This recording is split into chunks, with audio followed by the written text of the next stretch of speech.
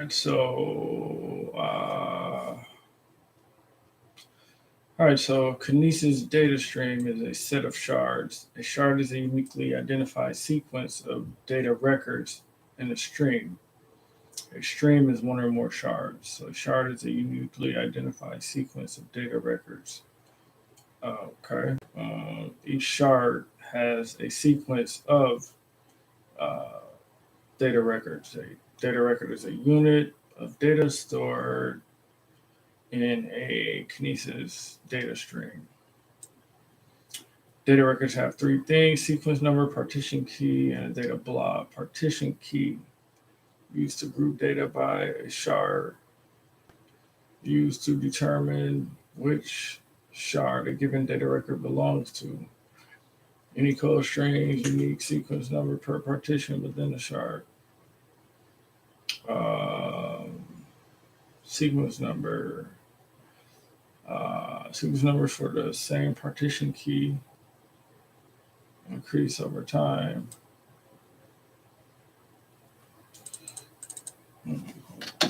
Numbers for the same partition key increase over time. Over the time period between write requests, the larger the sequence number become.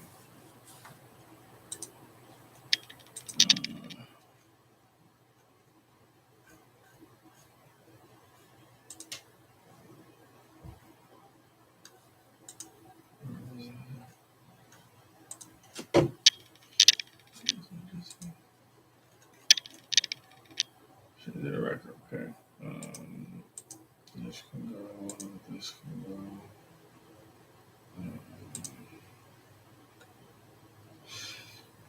go. Data stream capacity mode determines how capacity is managed and how you are charged for usage of your data stream.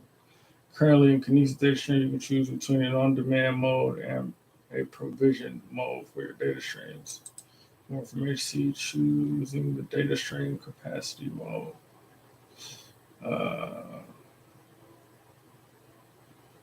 With the on-demand mode, Kinesis data streams automatically manages the shards in order to provide the necessary throughput. You're charged only for the actual throughput that you use, and Kinesis data streams automatically accommodate your workloads, throughput needs as they ramp up or down. For more information, see on-demand mode.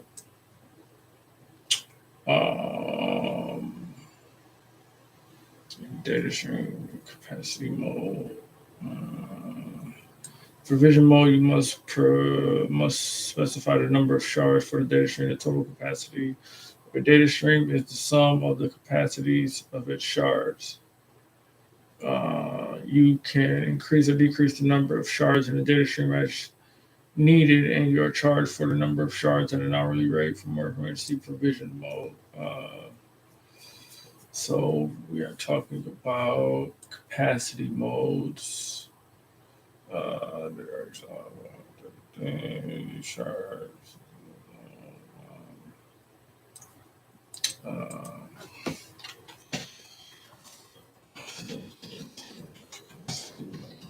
Modes. So you have a how capacity is managed and how you're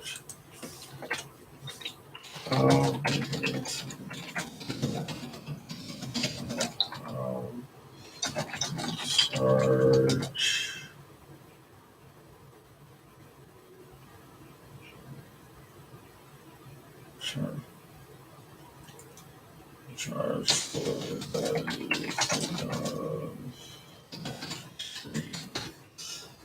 the stream. Currently in Kinesis mode, you can choose between an on-demand mode and a provision mode. Okay. On-demand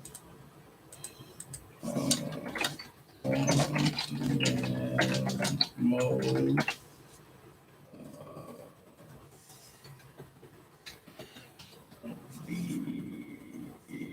On-demand mode. So on-demand mode automatically manages the shards in order to provide the necessary throughput. You are charged for the actual throughput you use, and Kinesis Edition automatically accommodates your workload, throughput needs as they ramp up. Okay, so this is self-explanatory and on-demand mode. Um, uh, so image is shards and you are only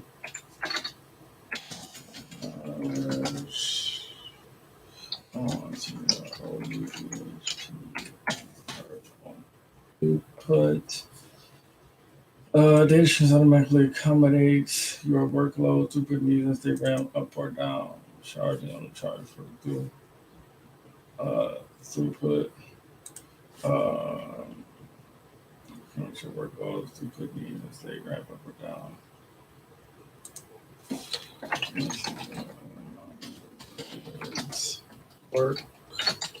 Workloads throughput needs as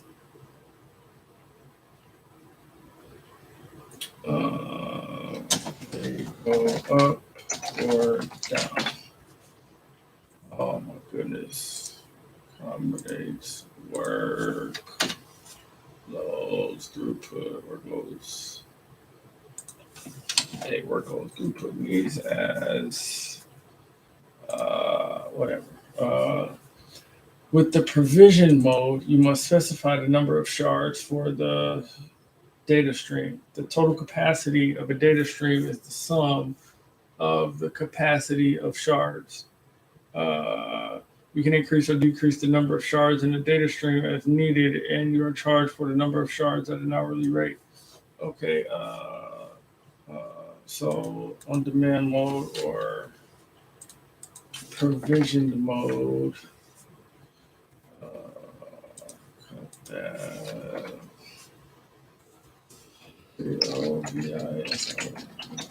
Mode. This is where you specify number of shards. Shards are not for you. Let's see what data stream.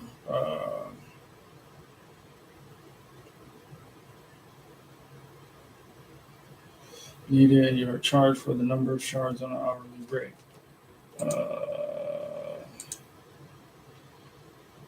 Only charge at an hourly rate. Okay, on-demand mode, provision mode.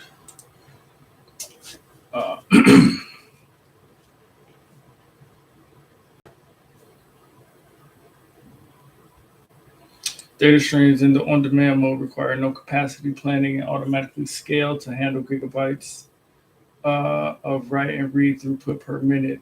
On-demand mode simplifies ingesting and storing large data volumes at a low latency because it eliminates provisioning and managing server storage. You can ingest billions of records per day without an operational overhead. Data streams in the on-demand mode require no capacity planning, automatically scale to handle gigabytes of data. Right, on-demand mode specify ingesting and storing large data. Man, you can ingest billions of records per day without any operational overhead. Okay. On-demand mode is ideal for addressing needs of highly variable and unpredictable application traffic. You no longer have to provision these workloads for peak capacity, which can result in higher costs due to low utilization. On-demand mode is suited for workloads with unpredictable and highly variable traffic patterns. With the on-demand capacity mode, you pay per gigabyte of data written and read from your data streams. You don't need to specify how much read and write throughput you expect your application to perform. Kinesis data streams instantly accommodate your workloads as they ramp up or down. For more information, Kinesis data stream pricing. You can create a new data stream with the on-demand mode. using the Kinesis data stream, console, APIs, or CLI commands. A stream in the on-demand mode accommodates up to double the peak write-through observed in the previous 30 days. As your data stream's write-throughput reaches a new peak, Kinesis data streams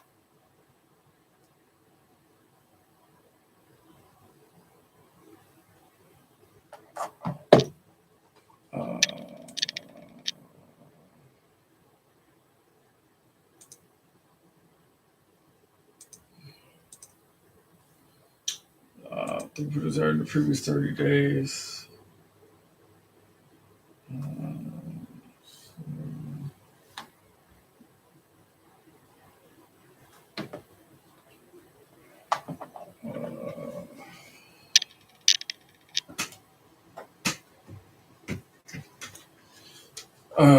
Okay, where were we with the? You can create a new data stream with the on-demand mode by using the Kinesis Data Streams console, API, or CLI commands.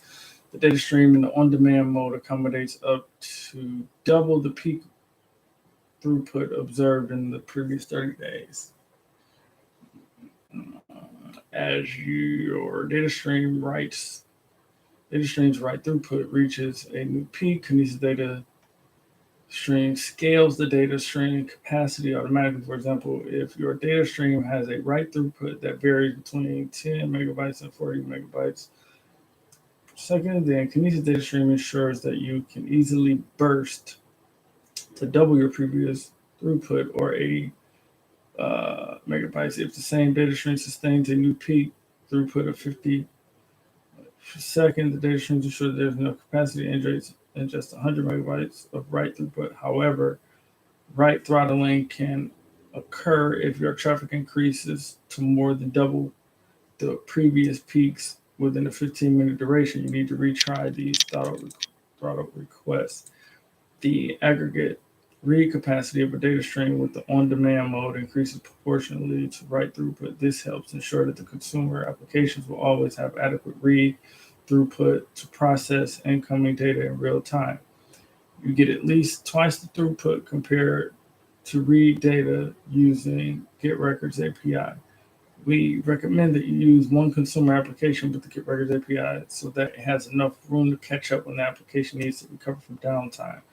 It is recommended that you use enhanced fan-out capability of Kinesis data streams for scenarios that require adding more than one consumer application. Enhanced fan-out supports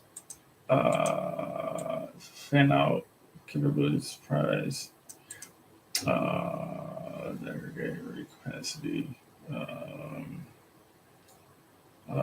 It is recommended to use enhanced fan-out capability of Kinesis data streams for scenarios that require adding more than one consumer application. Enhanced fan-out supports adding up to 20 consumer applications to a data stream using the subscribe to shard API, with each consumer application having dedicated throughput.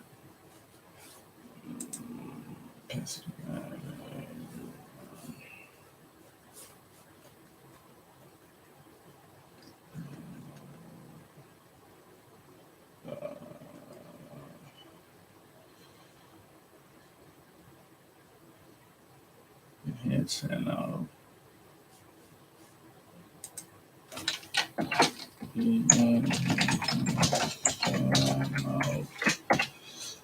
Enhanced fan-out capability of Kinesis data stream for scenarios that require adding more than one consumer application. Enhanced fan-out supports adding up to 20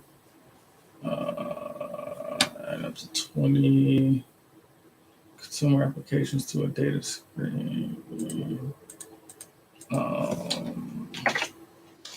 Supports adding up to 20 apps per data stream.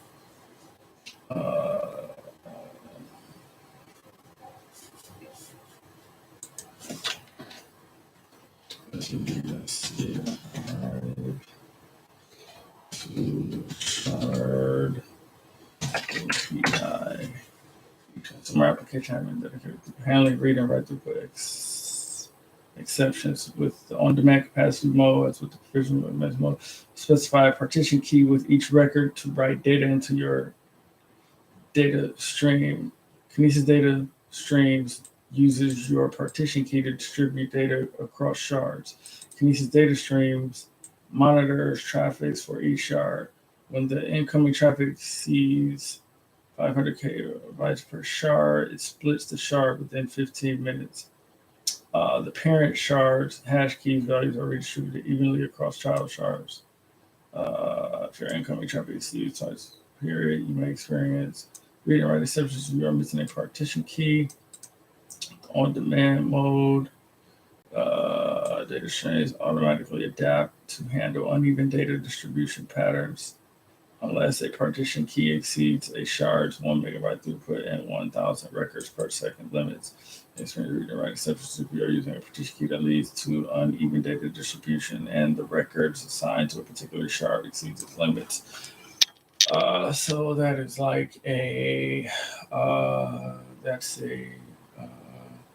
experience using a partition key that leads to uneven data distribution and the records assigned to a particular that's like an engineering thing. With on-demand mode, the data stream automatically updates to handle uneven data distribution patterns unless a single partition key exceeds a shard's 1 megabyte throughput and 1,000 records per second limits. In on-demand mode, Kinesis data stream splits the shards when it detects an increase in traffic. However, it does not detect and isolate hash keys that are driving a higher portion of incoming traffic to a particular shard. Okay, on-demand mode Kinesis splits the shards evenly when it detects an increase in traffic. However, it does not detect and isolate hash keys that are driving a higher portion of incoming traffic. If you are using highly uneven partition keys, you may continue to receive write exceptions. For use cases, we recommend that you use provision capacity mode that support granular shard splits. With provision mode, after you create a data stream, you can dynamically scale your shard capacity up or down using the AWS Management Console or the Update Shard API. You can make updates while there is a Kinesis data stream producer or consumer application writing to reading from the stream. Okay, so you can do that while it's running. The provision mode is suited for predictable traffic with capacity requirements that are easy to forecast. Yes. Makes sense. You can use the provision mode if you want fine-grained control over how data is distributed across shards. With the provision mode, you must specify the number of shards for the data stream. To determine the size of the data stream in the provision mode, you need following inputs: the average size of the data record written to the stream in kilobytes, round up to the nearest 1 kilobyte. Average size of the data in kilobytes, the number of data records written to and read from the stream per second, the number of consumers, which are Kinesis data streams, applications that consumer data concurrently and independently from the stream, the income write bandwidth in kilobytes, income write bandwidth in KB, which is equal to the average data size in KB multiplied by the records per second. The outgoing read bandwidth in KB, which is equal to that you can calculate the number of shards that your stream needs by using the input values in the following formula. Number of shards equals max income write bandwidth divided by 10 to the 4 outgoing read bandwidth. Okay, that makes sense. You may still experience read and write throughput exceptions in the provision mode if you don't configure your data to handle your peak throughput. In this case, you must manually scale your data stream to accommodate your traffic. You may also experience read or write exceptions if you are using a partition key that leads to uneven data distribution and the records assigned to shards exceeds its limits. Resolve this issue in the provision mode. Identify such shards and manually split them into accommodate your traffic from information, resharding your stream. Okay, overall, uh, the experience read and write subjects used and particularly leads to uneven data distribution and the records assigned to shard limits. Uneven data distribution. Hmm. So, uneven data distribution. Uneven data, ID, uneven data distribution, question marks. Substitute provision mode, resharding a stream.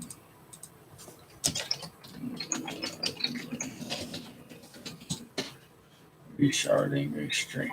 Okay, so you can switch capacity mode of your data on demand provision or from provision on demand for each data stream in your account. You can switch the on demand and provision account twice within 24 hours. Switching between capacity mode of data streams does not cause any disruption in your applications that use this data stream. You can continue writing and reading from the data stream as you are switching between capacity modes, either from on demand to provision. On demand, the status of the stream is set to updating. You must wait for the data stream status to get active before you can modify its properties again. When you switch from provision to on-demand capacity mode, your data stream initially retains whatever shard count it had before the transition, and from this point on, Kinesis data stream monitors your data traffic and scales the shard count of this on-demand stream depending on right throughput. You switch from on-demand to provision mode. Your data stream also initially retains whatever shard count it had before the transition, but from this point on, you're responsible for monitoring and adjusting the shard of this data stream to properly accommodate your write throughput. Okay. So you can toggle between CPS capacity modes twice within a 24-hour period.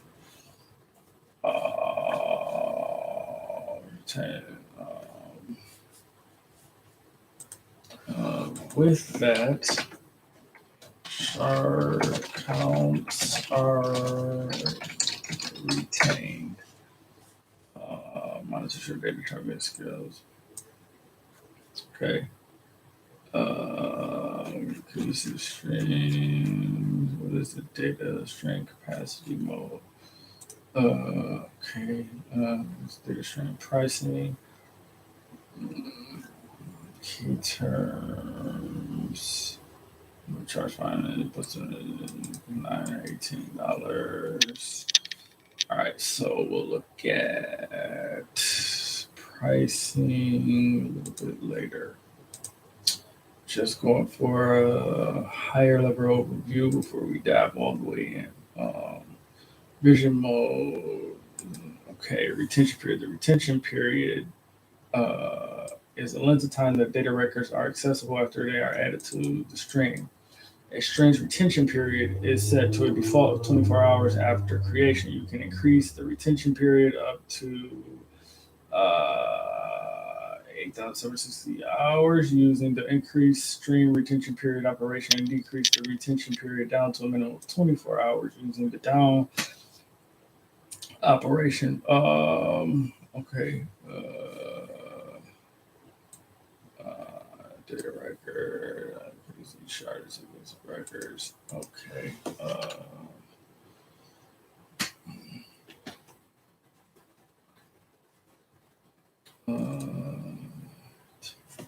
18.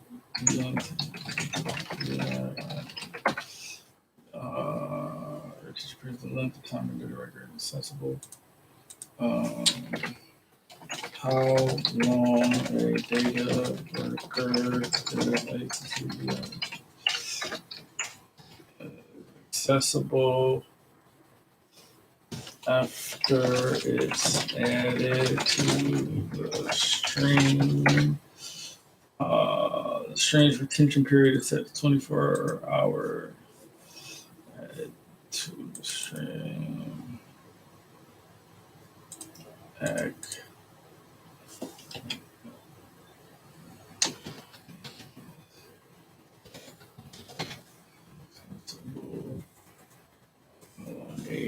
data record is accessible after it's added to a string. String's retention period is set to default 24 hours after creation. You can increase the retention period up to, okay, defaults to 24 hours. Defaults to 24 hours. 24-hour minimum. Oops. To 360 days. Zero total hours. Using the operation.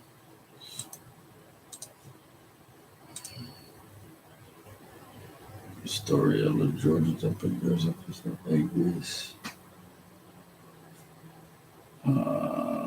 Increase the choose the longer string retention. This option increases the time period during which records have not yet expired or accessible. However, it does not make previous expired data older than the string that are accessible after the operation has been called. For example, if a string's retention period is set to 24 hours and it is increased to 168 hours, any data that is older than 24 hours remains inaccessible to consumer applications.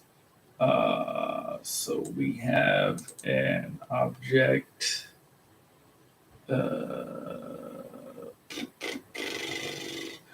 Request parameters. The request accepts the following data in JSON format. Retention period hours. The new retention period of the stream in hours must be more than the current retention period. Ensure required yes. Stream name. So we got some JSON response elements. If the action is successful, the server sends back a HTTP 200 response with an empty HTTP body. Errors. For information about the errors that are common to all actions, see common errors. I'll copy this link address. Okay, so request increase and decrease retention period.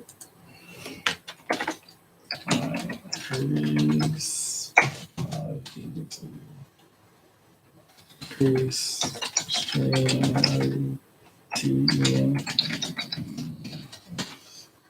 Stream retention period. Okay, so stream retention period. No,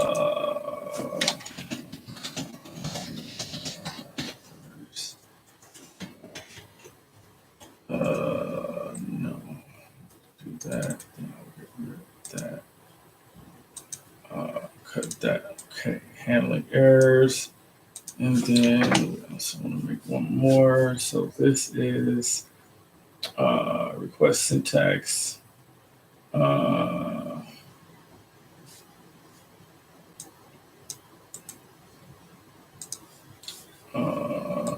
Errors.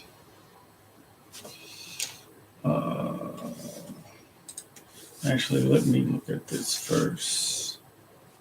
Is it the reference command? Okay. Decrease. I was not considered stream pricing.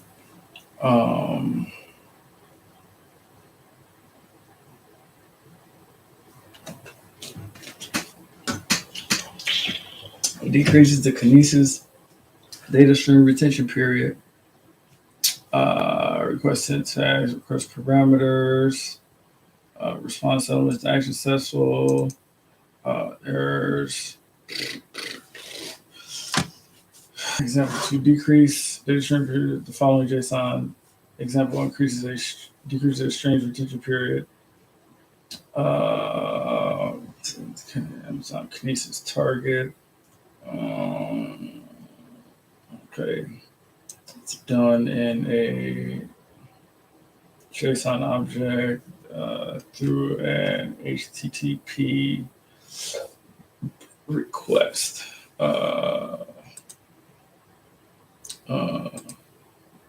Errors done in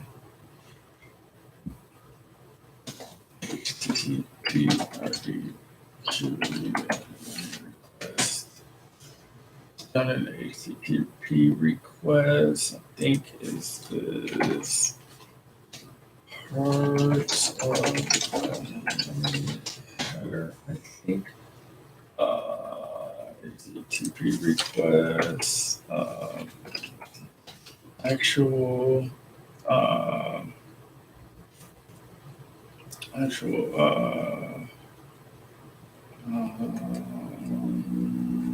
syntax. Syntax is JSON format. The recursive source cannot be found, but when it is successful, the action is successful. Service sends back HTTP 200 requests with empty.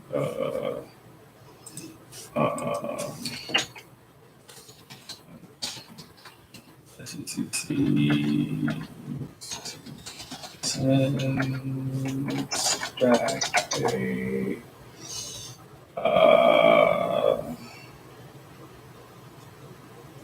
back a 200 response with empty body.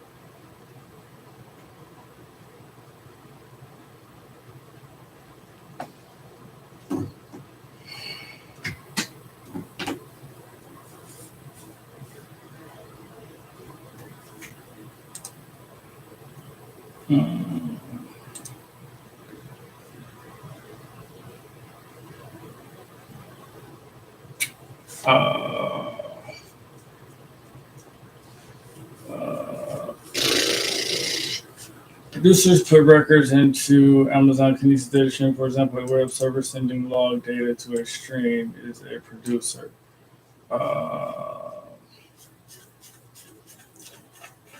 Producer attention period.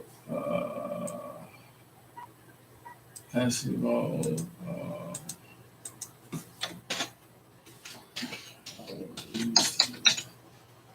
Producer, for example, a web server.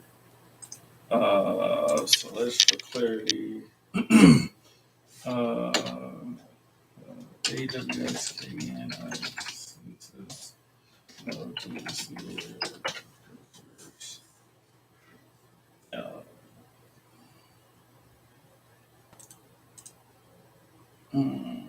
Kinesis data streams, implement the producer.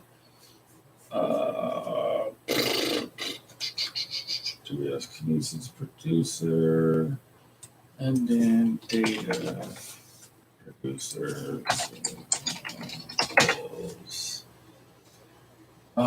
Developing producers using the Amazon Kinesis producer library. And Amazon Kinesis data stream producer is an application that puts user data records into Kinesis data stream, also called ingestion.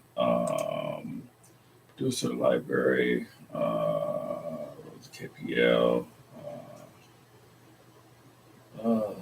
Monitoring the Kinesis producer library with Amazon CloudWatch.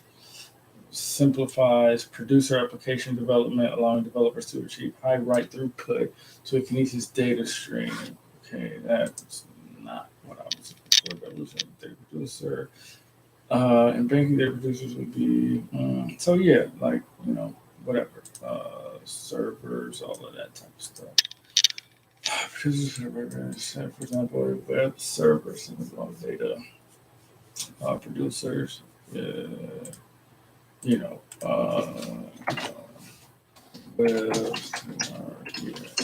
Web servers, mobile devices, IoT things, produces data,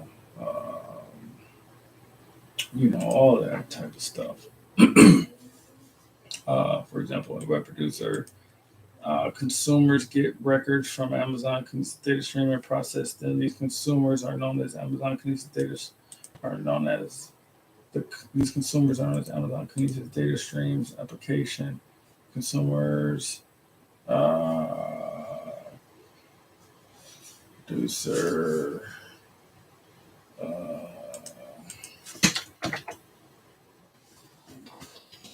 consumer gets data from data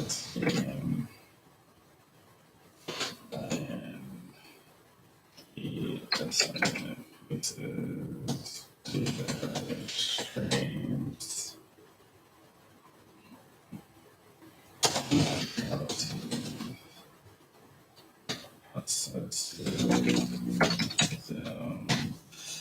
They're known as Amazon Kinesis data streams, data applications. Amazon Kinesis data streams applications. Amazon application is a consumer of a stream that commonly runs on a fleet. Data. Okay, so this would be data applications. Kinesis data. This data from AKA AWS Kinesis data streams application. Okay, an Amazon Kinesis data stream application is a consumer of a stream that commonly runs on a fleet of EC2 instances. Okay. Consumer of the stream. Data stream.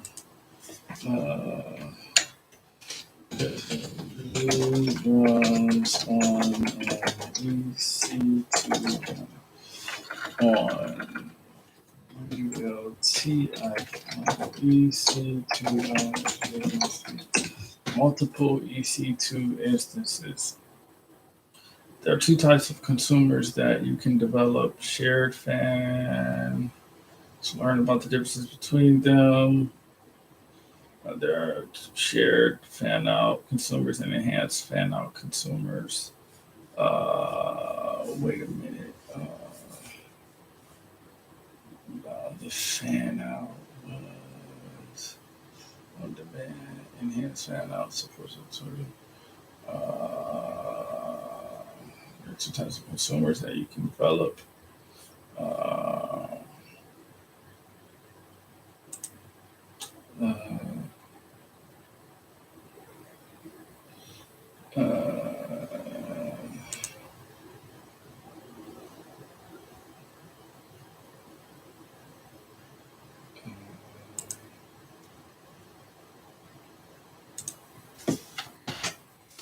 Types of data stream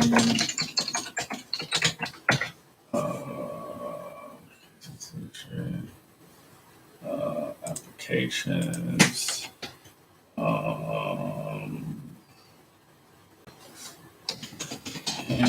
fan out and shared fan out. Shared fan out. And I'll learn about the difference between them, see how they can create each type of consumers, reading data from Amazon Connected data streams. The output of Connected data streams. Okay, so let's look over this right quick.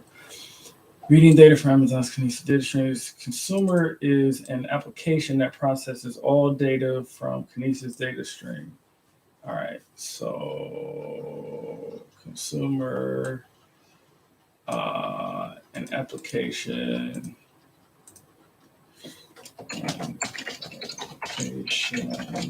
that gets AWS data. Okay, so processes, gets zone, developing consumers to use the enhanced fan out capability of Shard. See developing custom consumers with dedicated throughput enhanced fan out. By default, shards in a stream provides 2 megabytes per second of read throughput shared. This throughput gets shared across all the consumers that are reading from a given shard. In other words, the default second throughput fixed. Following table compares default throughput to enhanced fan out. Message propagation delay is defined as the time taken in milliseconds for a payload to use the payload dispatches the API like put record and put records to reach consumer. Characteristics, message propagation average of 200. If you have one consumer reaching, this average goes around 1,000 milliseconds if you have 5 consumers. Pull model over HTTP using get records. Shared throughput scales as consumers, fixed at a total shared throughput registered consumers with enhanced fan out, unregistered consumers without enhanced fan out. Developing consumers using AWS Lambda. Kinesis data streams, enhanced fan out. Developing custom consumers with dedicated throughput, enhanced fan out. 20 consumers per stream to use enhanced fan out. User runs on.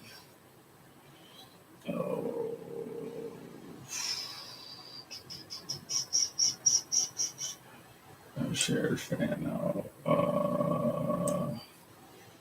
Enhanced fan out.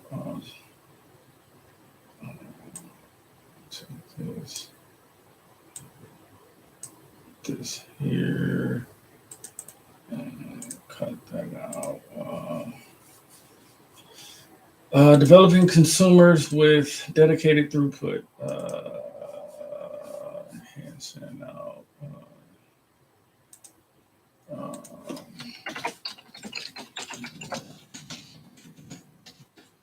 Dedicated throughput. Register up to 20 consumers per stream to use enhanced fan out. The following diagram shows the enhanced fan out architecture. If you use version 2.0 or later of the Amazon Kinesis client library to build a consumer, the KCL sets up the consumer to use enhanced fan out to receive data from all the shards of the stream. If you use the API to build a consumer that uses enhanced fan out, then you can subscribe to individual shards. So these are the producers. sending data into shards. Overall, this is the Kinesis stream. Houses the shards: enhanced fan pipe out, enhanced fan pipe out, enhanced fan pipe out, fan pipe out EC2. So it's sending them to the EC2 instances. This diagram shows upon a stream with two shards, two consumers that are using enhanced fan out to receive data from the stream. Consumer X and consumer Y, right? Um,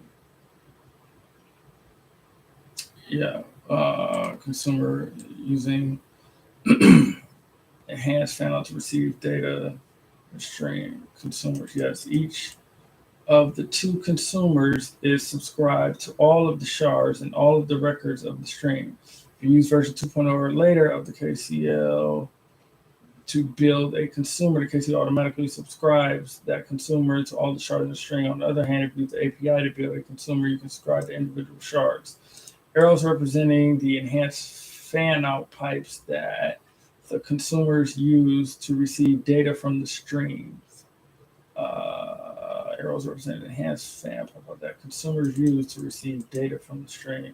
Enhanced fan out pipe provides up to 2 megabytes per second of data per shard, independently of any other pipes of the total number of consumers. So basically, this is receiving data. The producers generating the data, going into shards, and then getting requested from these applications for purposes. Okay, so streams application, reading Amazon Kinesis data streams. The output of Kinesis data stamps application can be input for another stream, enabling you to create complex topologies that process data in real time. An application can also send to a variety of other AWS services. There can be multiple applications for one stream, and each application can consume data from the stream independently and concurrently. Shard is a unique link over these. The client library is compiled into an application to enable fault-tolerant consumption of data from the stream. The Kinesis client library ensures that for every shard, there is a record produced. There's a record processor running and processing that shard. The library also simplifies reading data from the stream. The Kinesis library uses an Amazon DynamoDB table to store control data. Creates one table per application that is processing data. Okay, the Kinesis client library app using enable fault tolerant consumption of data from the stream. Okay, Kinesis, say,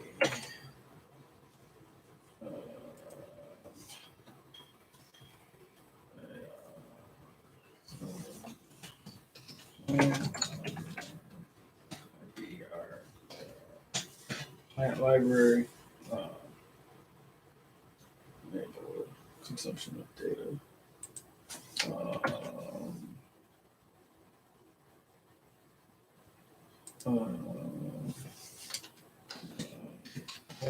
Into apps to enable tolerant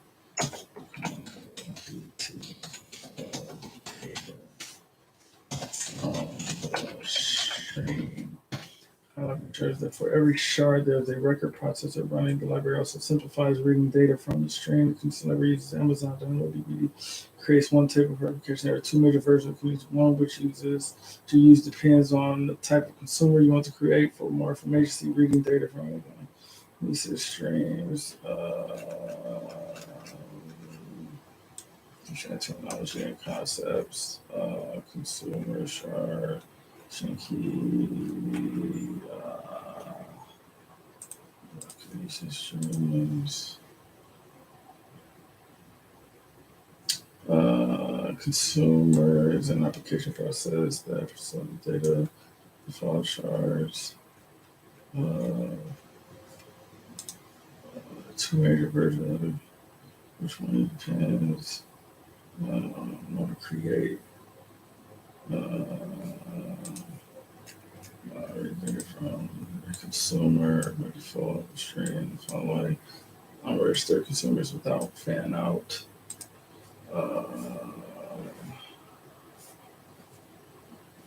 Compile. Too many versions. Which one you use depends on the type of consumer you want to create. Which one to use depends on the type of consumer you want to create. And the type of consumers you can create is a unregistered without enhanced fan out.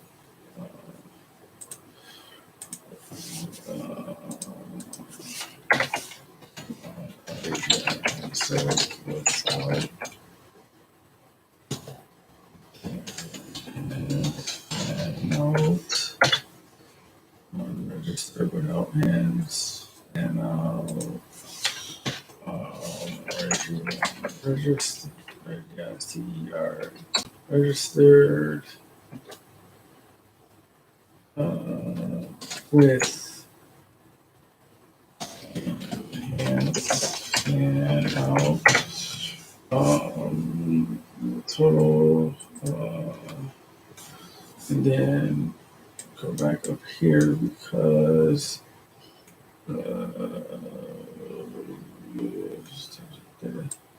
his application has fan out, shared fan out.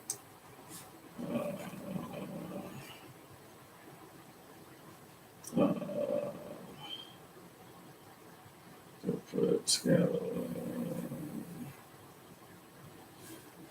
Types of data applications on demand mode. So I'll copy all of this.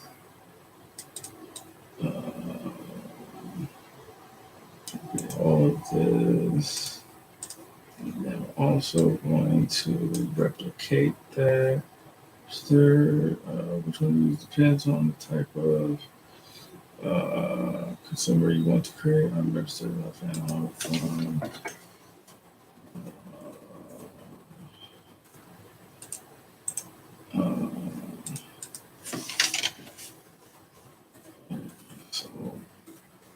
So data stream application depends on the consumer /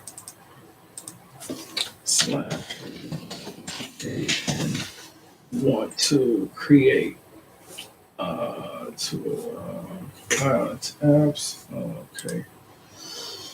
There are two major versions of Kinesis library.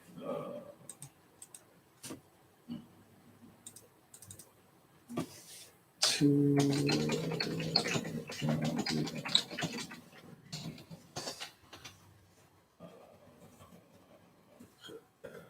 different versions. Enter. Okay, application name. The name of an Amazon Kinesis data stream application identifies the application. Each of your applications must have a unique name that is scoped to the AWS account and region used by the application.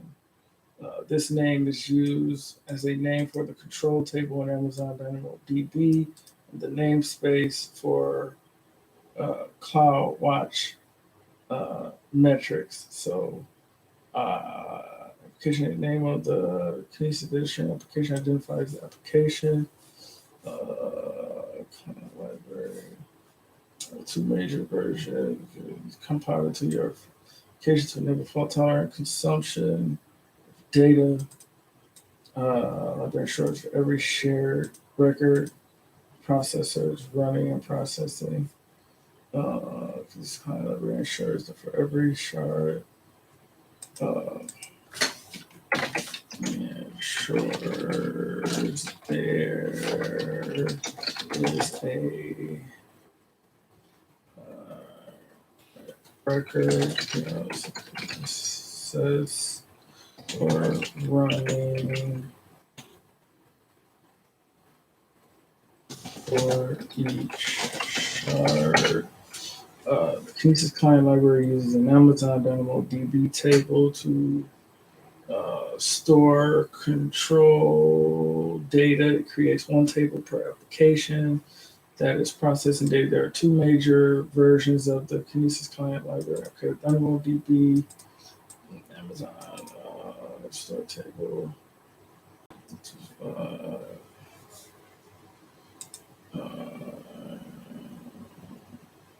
From a string. Is reading data string. String uses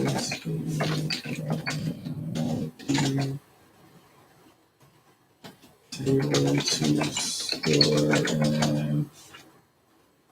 to store control data.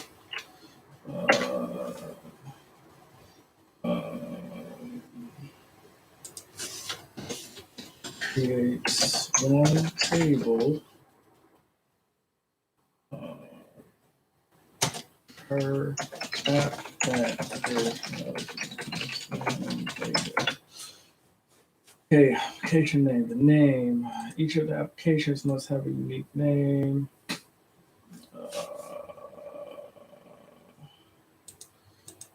Name. Each application must have a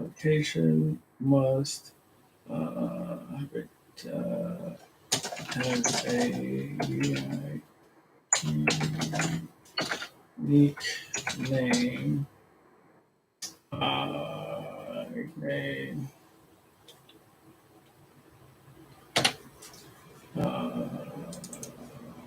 Application. That's very obvious. I don't even think I need to write that each application with scope. It's count and region used by applicant. Oh, count and region though. So each name is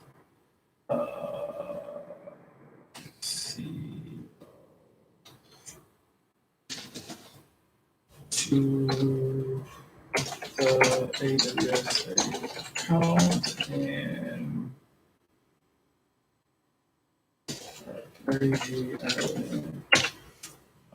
each application name. Also want to do is I want to say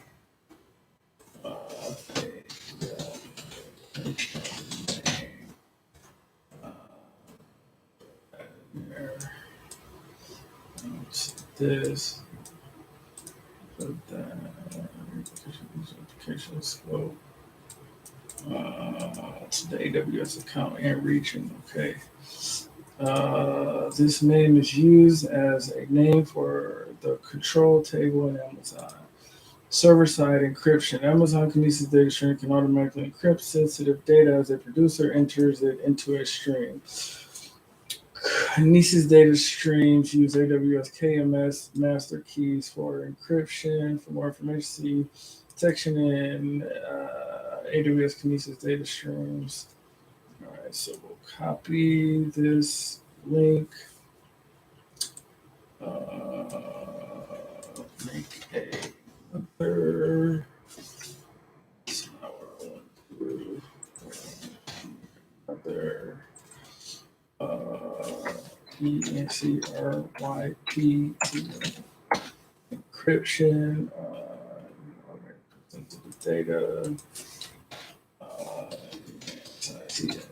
data can be ENCRY encrypted using AWS KMS.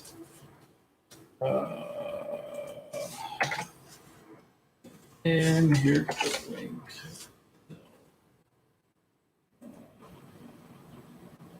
Link address. So encryption. Okay, I got that. We can change the developer's guide. All right, so close that. Close that. Use mode. Close this. This is my application name, so I got all of this. Go back. This is data stream technology concept.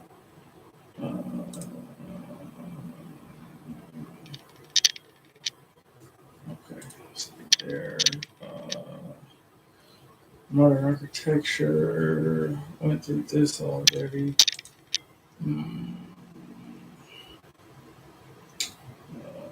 Okay, so yeah. SD per second. If I need as a partition key, since I'm making this up, I'm going to also make up the sensor ID, and we'll just use the number 1. And then we have to provide each blob of data that could be anything like, in my case, I would be using a JSON record that specifies the sensor ID is 1. The temperature location of the sensor is 15 degrees, and that's a status message that says the sensor is okay. Now, put the record into the shard. And as you can see, it has come back with the ID of the shard that is written, which is, in this case, shard ID with a bunch of zeros and the sequence number. Every record that is put into the shard is given a sequence number so that we can refer to that later. Let's put a few more records into our stream so that our first record isn't lonely.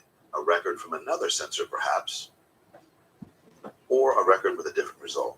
As you can see from each one of these, it's coming back with a new sequence number, and they're all ending up in the same shard because in my stream, there is only one shard. Now, if I were to return back to the console underneath my stream, I should be able to tell from the monitoring data that there's a tiny amount of data that is now in this shard. Now let's try reading some data out. Reading from the stream requires a bit more work. In general, for a typical consumer application, I'd have to find out how many shards there are.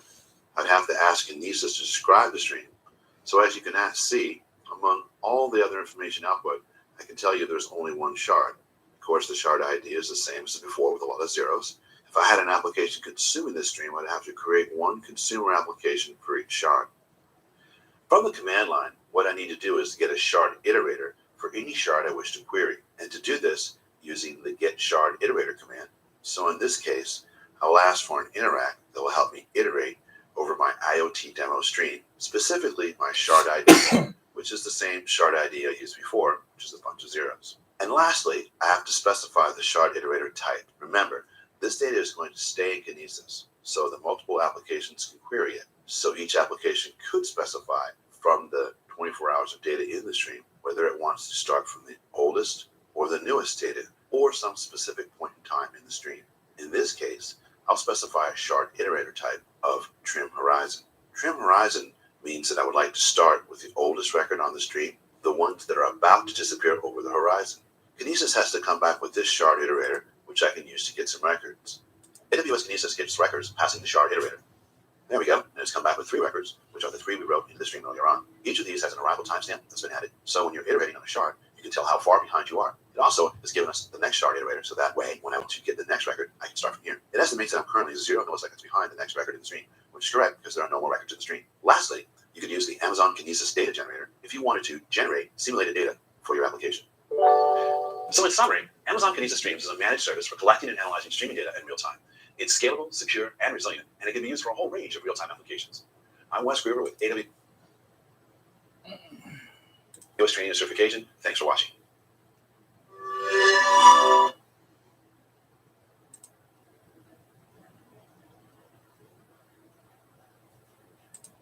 Very satisfied. Would you recommend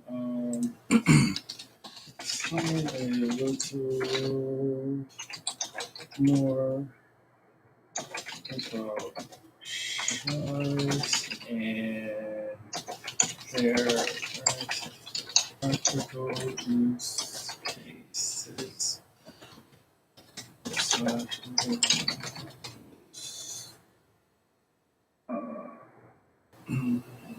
Their practical use cases, practical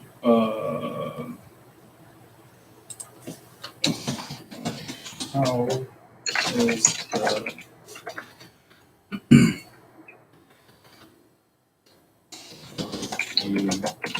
shards for streaming data on a video.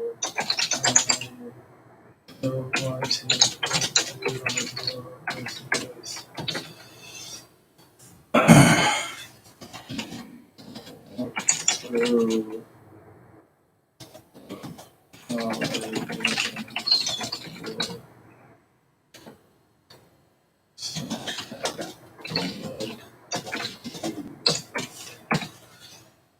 scale of 1 to 10. Okay, 10. Next page, content was relevant. Definitely well organized. Content match my learning objectives. Not all the way to course length and pace were appropriate for content. Sure. The training tool was user friendly to navigate. Yes. Very satisfied. Can we follow up? Yes. Submit. Certificate. Okay. Services overview. Kinesis streams. Did I go too far?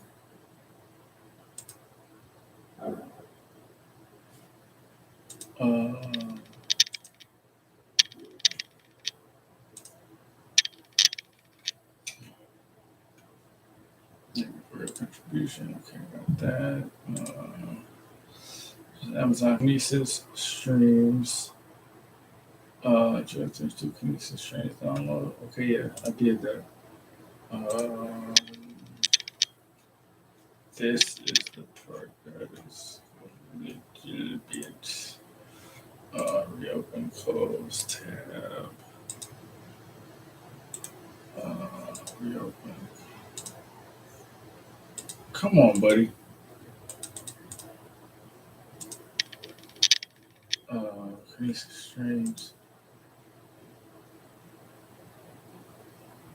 Kinesis streams. Come on, bro. What is this? Yes, this is what I want. Stream introduction to Firehouse. Okay, I don't want to do that. Close this.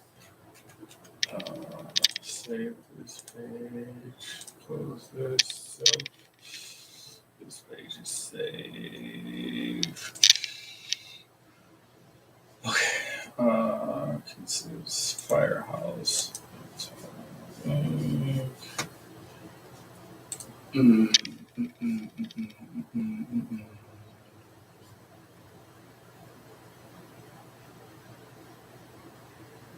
Start learning now.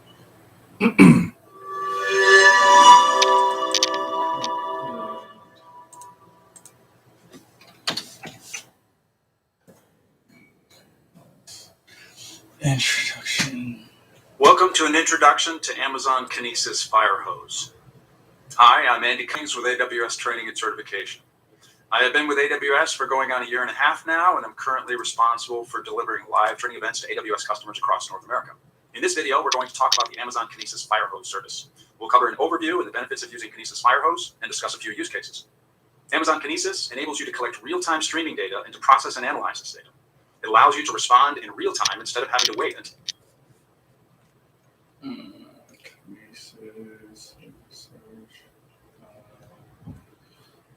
So what I want to do is really just collapse some of these.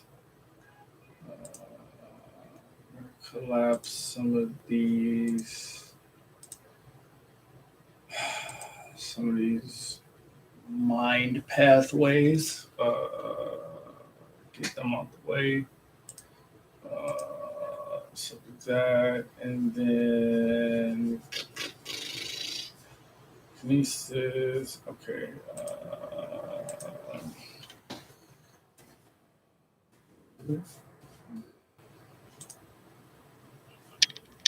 Firehose. Firehose.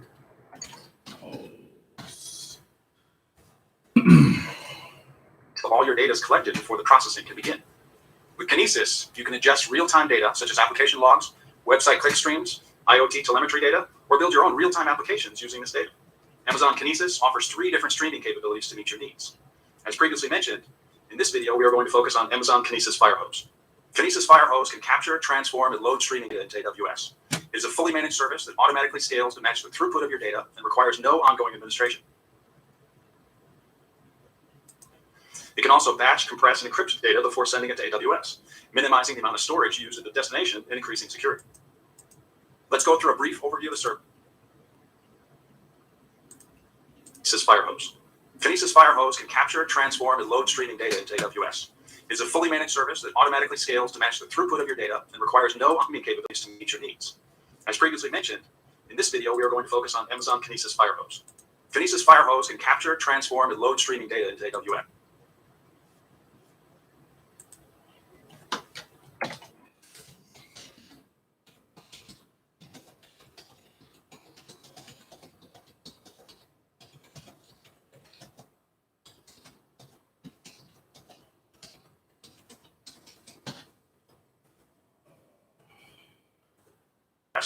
It is a fully managed service that automatically scales to match the throughput of your data and requires no ongoing administration.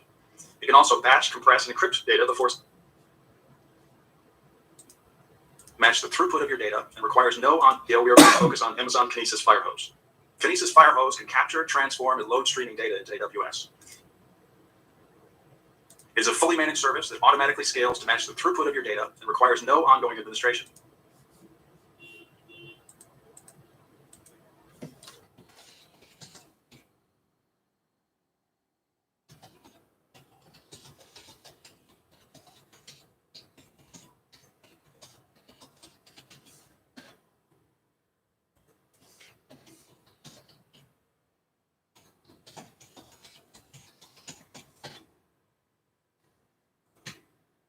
Also, AWS is a fully managed service that automatically scales to match the throughput of your data and requires no ongoing administration.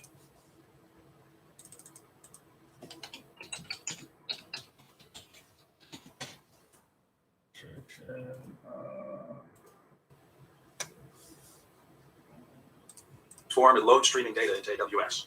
It is a fully managed service that automatically scales to match the throughput of your data. Fully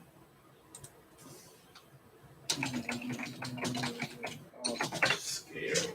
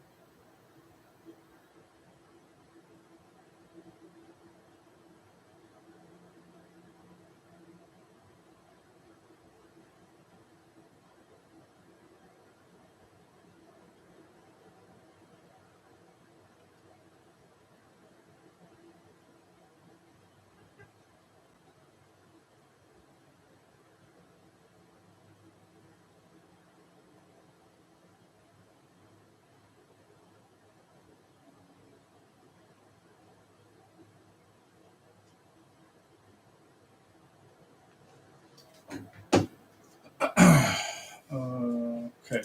Yeah, and requires no ongoing administration. It can also batch, compress, and encrypt data before sending it to AWS, minimizing the amount of storage used at the destination and increasing security. Let's go through a brief overview of the service and some of its benefits. So, what does the Kinesis Firehose minimizing the amount of storage used at the destination and increasing security? Let's go through a brief overview of the service and some of its benefits. So, what does the Kinesis Firehose process entail? Well, first you need to configure data producers to send data to Kinesis Firehose. These data producers may include applications, devices, or systems. For example, a web server sending log data to a Kinesis Firehose delivery stream is a data producer.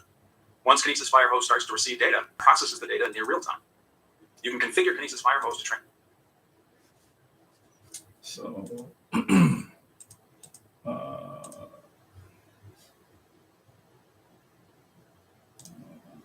For example, a web server sending log data to a Kinesis Firehose delivery stream is a data producer. Once Kinesis Firehose starts to receive data, it processes the data in near real time. You can configure Kinesis Firehose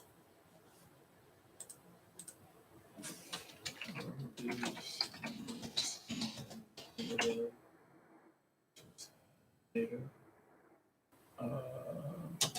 to AI host.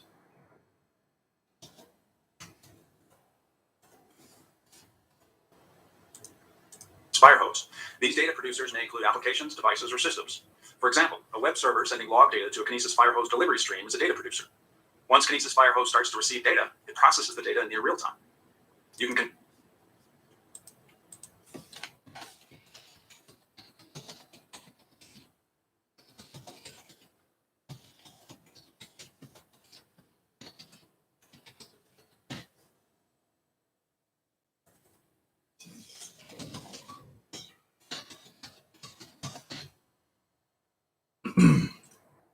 Kinesis Firehose to transform your data before it is delivered to a Kinesis Firehose stream. The destination starts to receive data, it processes the data in near real time. You can configure Kinesis Firehose to transform your data before it is delivered to a Kinesis Firehose stream.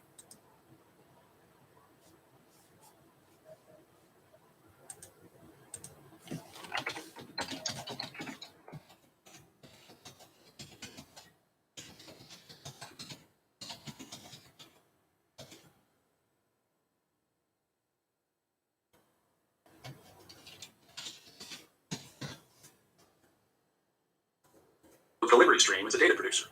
Once Kinesis Firehose starts to receive data, it processes the data in near real time. You can configure Kinesis Firehose to transform your data before it is delivered to a Kinesis Firehose stream. The destination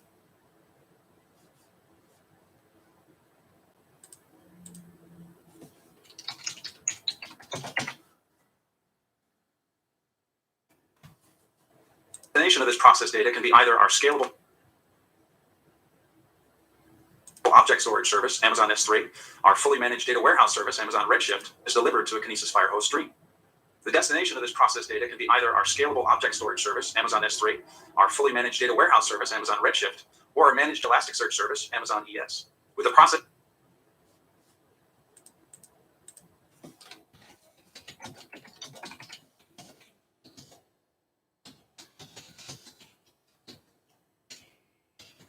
So you can, after you configure, you can send it to S3 for storage.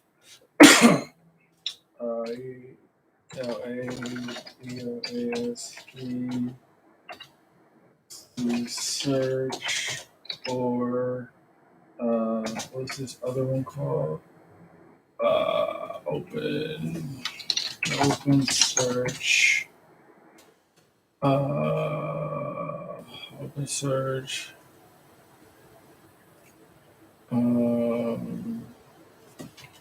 For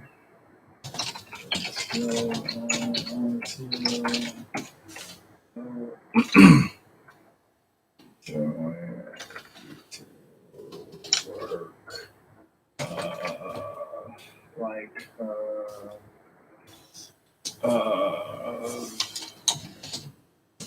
logs. I see search, and then what was the other one? Our fully managed data warehouse service, Amazon Redshift, or our managed Elasticsearch service, Amazon ES. With the process data from Kinesis Firehose, you may produce near real-time analytics with existing business intelligence tools and dashboards you're already using today. Data producers send data to Kinesis Firehose in the form of record. Each record can be as large as 1,000 KB. Kinesis Firehose can invoke a Lambda function to transform incoming source data asynchronously in batches and then deliver the transformed data to destinations. Depending on the destination, all transformed records will be sent to either an Amazon S3 bucket, Amazon Redshift table, or sent directly to Amazon ES. If the data is successfully transformed, it's sent to the designated location as requested. In the case of Redshift, it's sent to an Amazon S3 bucket first and then copied into your Amazon Redshift cluster. If the data transformation fails, the untransformed records will be sent to an Amazon S3 bucket, and in the case of Redshift and Amazon ES, will not be sent to their designated clusters. Before transformation, Kinesis Firehose can also back up all source records to an Amazon S3 bucket while delivering transformed records to the destination. As we have just covered, Kinesis Firehose is integrated with Amazon S3, Amazon Redshift, and Amazon ES. This means that you can point a Kinesis Firehose stream to an Amazon S3 bucket, Amazon Redshift table, or Amazon Elasticsearch domain, and data will be loaded within 60 seconds after it has been sent to Kinesis Firehose. As a result, you can access data in near real time and react to business and operational events faster. By using AWS Lambda, Kinesis Firehose can convert raw streaming data from your data sources into formats required by your destination data.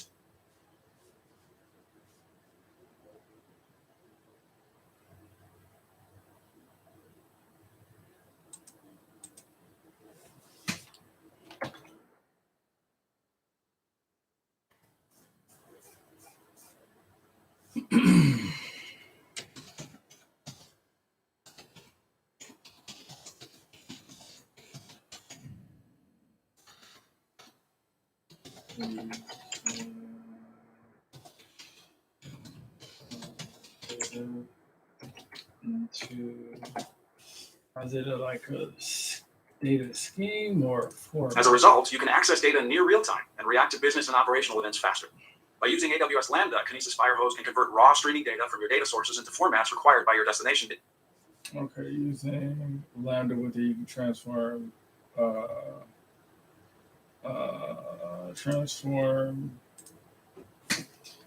raw data into or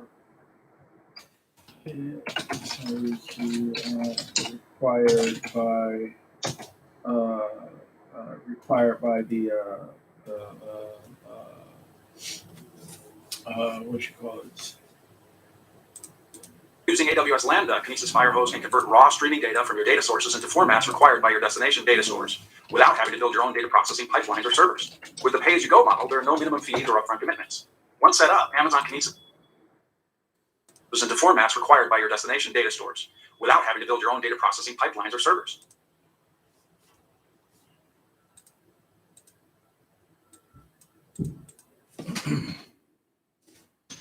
Is the need to build a from pipeline.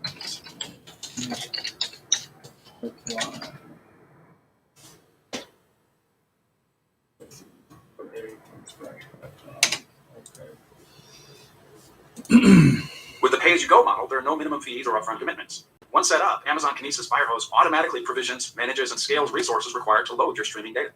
Monitoring is an important part.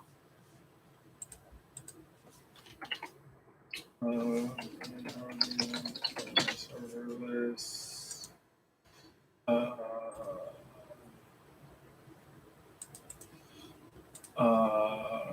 You need to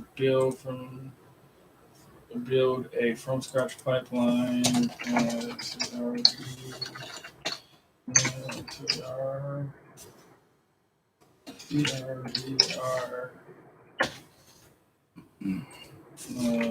can do that because of it's set up and it's serverless. Part of maintaining the reliability and performance of your Kinesis Firehose delivery stream. AWS provides several tools that you can use to monitor Kinesis Firehose. One of these tools is Amazon CloudWatch, which receives custom metrics and logs with detailed monitoring for each delivery stream. The metrics that you configure for your Kinesis Firehose over time period from action based on a given threshold, monitor, generate logs for transmission failures. Jesus Christ. Performance of your Kinesis Firehose delivery stream. AWS provides several tools that you can use to monitor Kinesis Firehose. One of these tools is Amazon CloudWatch, which receives custom metrics and logs with detailed monitoring for each delivery stream. The metrics that you configure for your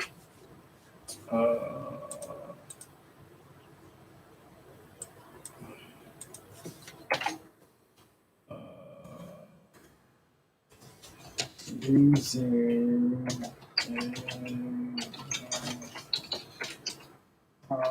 watch, you can AWS provides several tools that you can use to monitor Kinesis Firehose. One of these tools is Amazon CloudWatch, which receives custom metrics and logs with detailed monitoring for each delivery stream.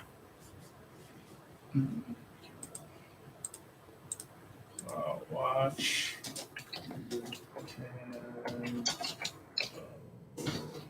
You can monitor Firehose. monitor fire hose. And you can monitor fire hose to watch a metric. So watch RTIC particular metrics.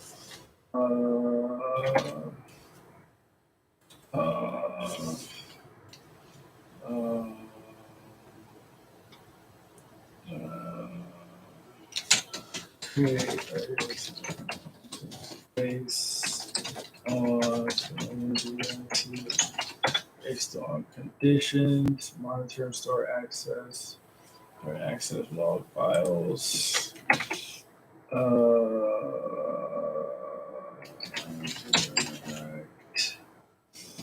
With log files, generate logs for transformation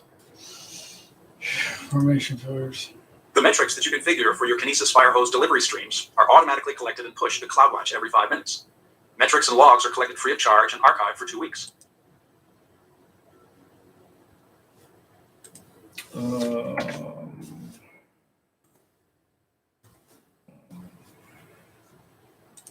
Logs with detailed monitoring for each delivery stream. The metrics that you configure, one of these tools is Amazon CloudWatch, which receives custom metrics and logs with detailed monitoring for each delivery stream. The metrics that you configure for your Kinesis Firehose monitor Firehose. So AWS provides several tools that you can use to monitor Kinesis Firehose. One of these tools is Amazon CloudWatch, which receives custom metrics and logs with detailed monitoring for each delivery stream. The metrics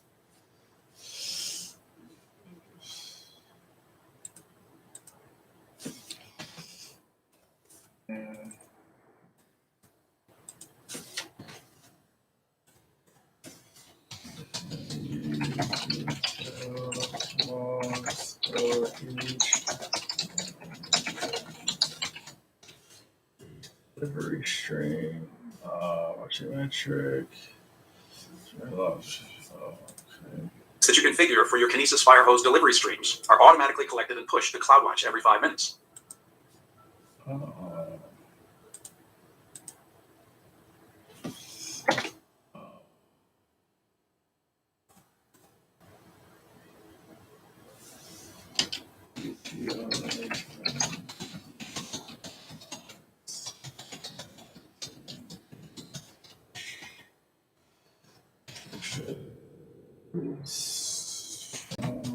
Firehose every 5 minutes.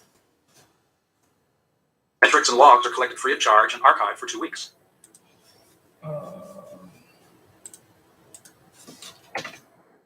Free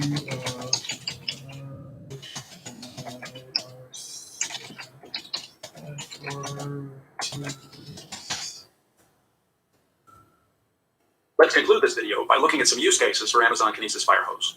With Amazon Kinesis Firehose, you can capture data continuously from connected devices such as consumer appliances, embedded sensors, and TV set-top boxes. You can ingest different types of data records from systems and servers and multiplex them into the same stream. Kinesis Firehose also allows for the delivery of real-time metrics on digital content, enabling you to connect with your customers in the most effective way.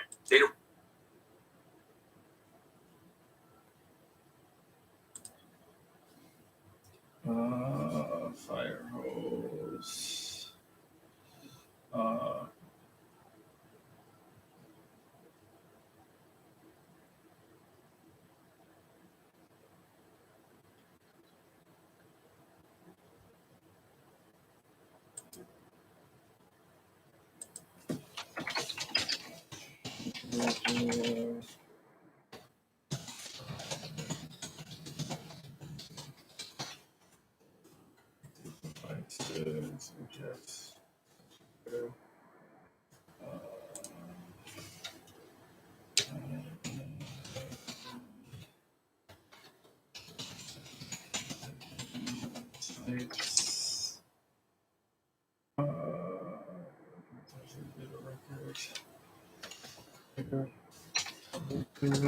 Types from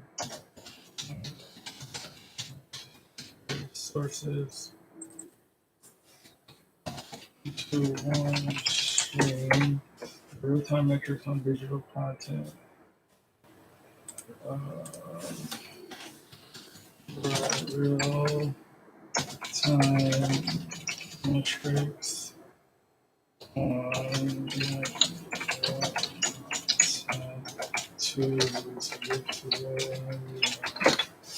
real-time metrics on digital content to customers.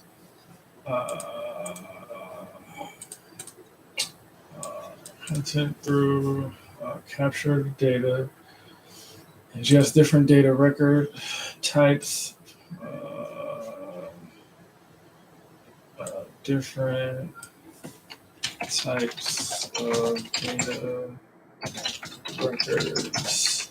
Various source technology deliver real-time metrics on digital content to consumers. Okay. So this is sourcing data. Sourcing.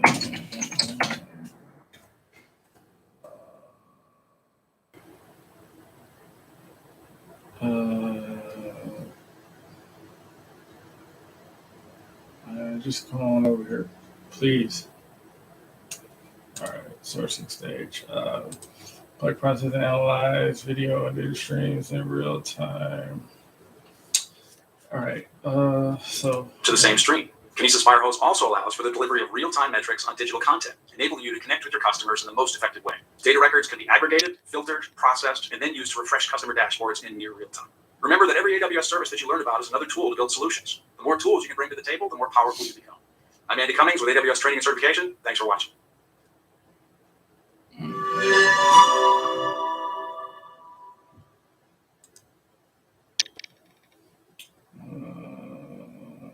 Just leaving it back the way I'm supposed to pay. Satisfied. What would you recommend to about this course? Nothing. Our skills. How likely are you recommend to a friend or colleague? The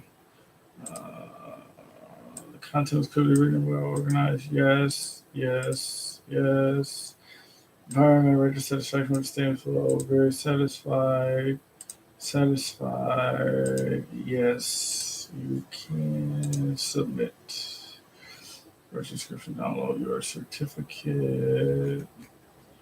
All right, so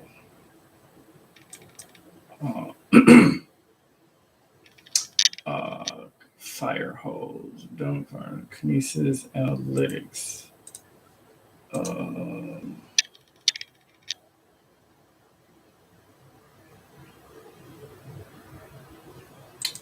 Start learning now.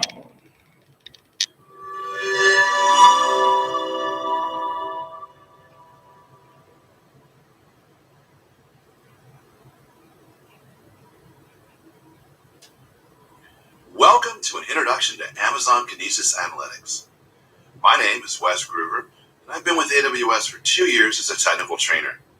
I'm currently responsible for training our enterprise customers on how to choose and use our cloud products and services. I teach everything from basic to advanced architecture, DevOps, big data, security operations, and more. In this video, we're going to talk about Amazon Kinesis Analytics service. We'll cover an overview and the benefits of using Kinesis Analytics and perform a walkthrough of several use cases. Amazon Kinesis is Amazon's real-time data streaming service. Amazon Kinesis enables you to collect, process, and analyze streaming data in real time, instead of having to wait until all your data is collected before the processing can begin. With Kinesis, you can ingest real-time data such as application logs, web click streams, IoT telemetry, data, and more, right into your database, data lakes, and data warehouses, or build your own real-time applications using this data to gain insight into your information. Amazon Kinesis offers 3 different streaming capabilities to meet your needs. Kinesis Streams and Kinesis Firehose are used to capture, transform, and load streaming data from sources. As previously mentioned, in this video, we're going to focus on Amazon Kinesis Analytics. Amazon Kinesis Analytics processes and analyzes streaming data in real time with standard SQL without having to learn new programming languages or processing frameworks.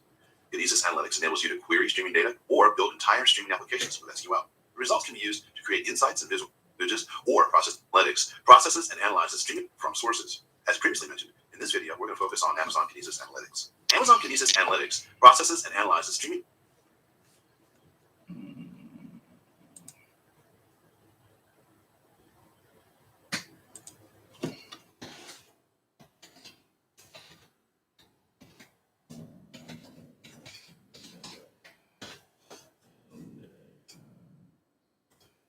data in real time. Amazon Kinesis Analytics processes and analyzes streaming data in real time.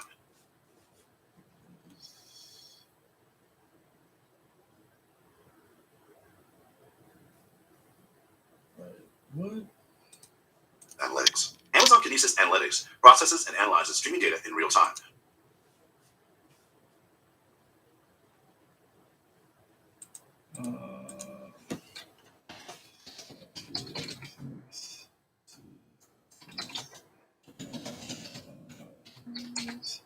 Processes and analyzes streaming data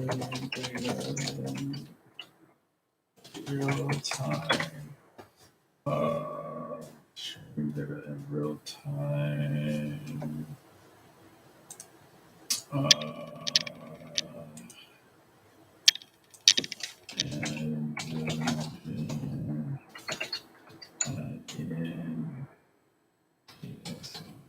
Pieces versus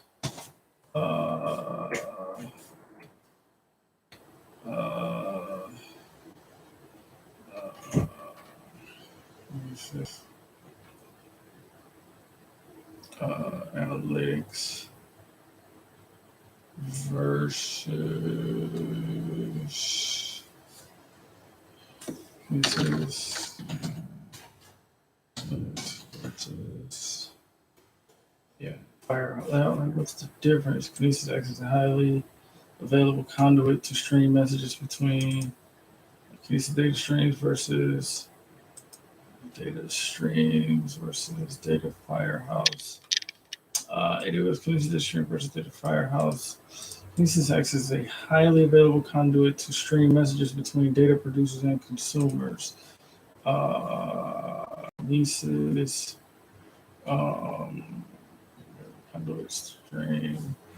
conduit stream message. Source. Okay, that's good. I like that. So source stage collect.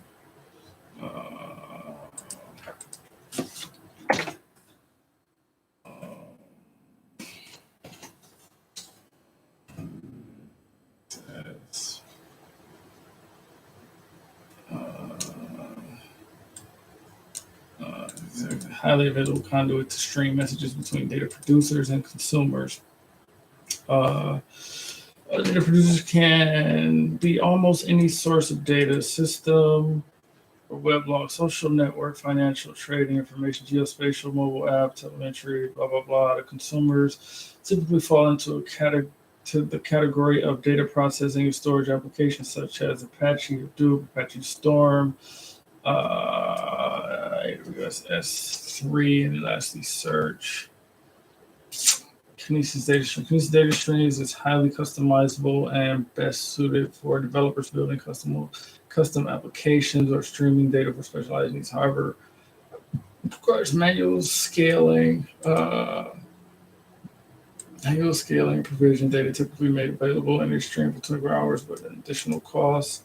Firehouse handles loading data streaming directly into AWS products for processing. Scaling is handled automatically. Okay, so Kinesis, you have Firehose, so you have the overall. Okay.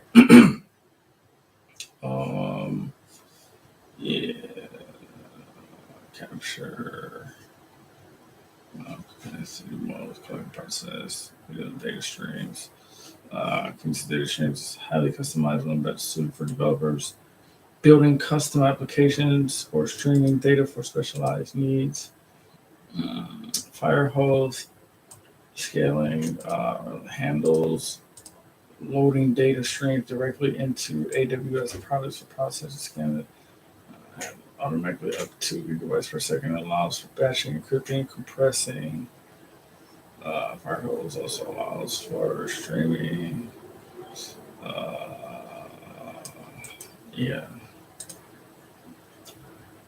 Purpose low latency streaming service for ingest at scale. Data transfer service to load streaming data. Splunk management needs configuration for shards. Fully managed service. No. Okay, so Kinesis data streams. Okay, Amazon Kinesis. Collect, process, analyze video and data streams in real time. Retention period, encryption. Okay.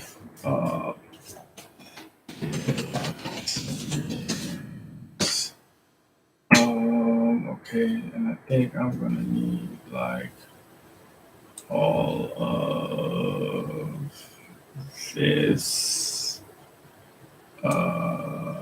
application name. See, all this now you still need the application and all that. Consumer. I think it's just retention period. Producer. Yeah, I will just go capture. Copy.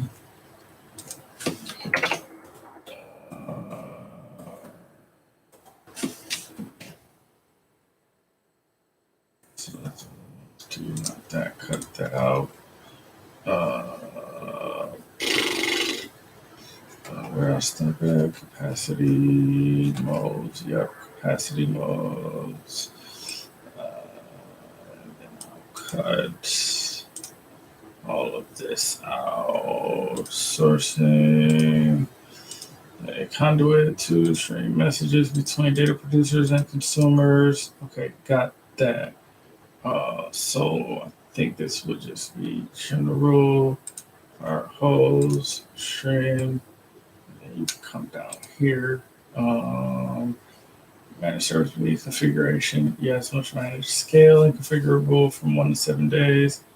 File do not provide data storage.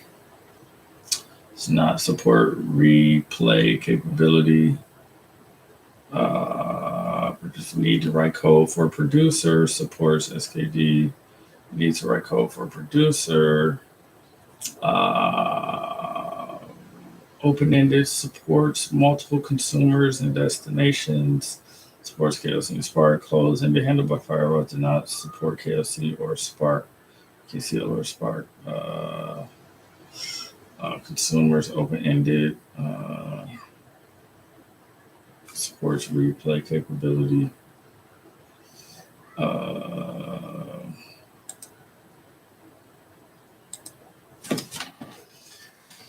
Let's do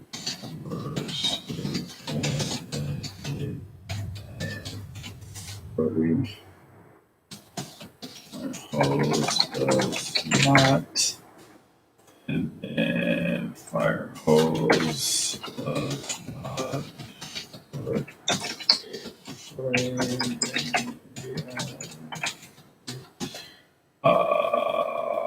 Capability data change does.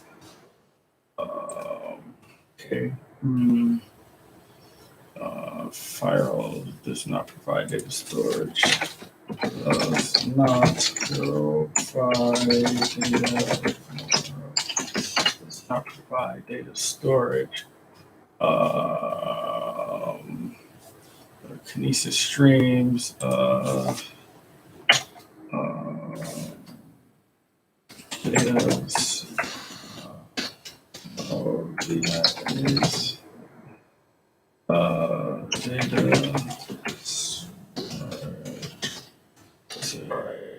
COR for 1 to 7 days. Managed scaling, automated scaling. Yes. Yep. Set of shards, sequence, capacity modes, enhance and accommodates workloads and throughput, on-demand mode, provision mode, managed, how capacity is managed and how charged, managed scaling, automated scaling.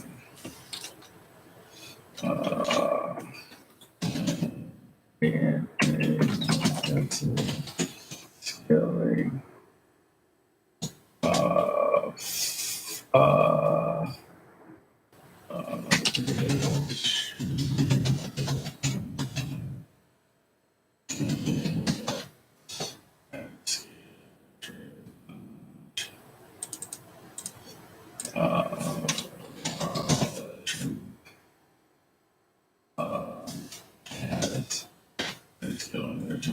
unmanaged, and then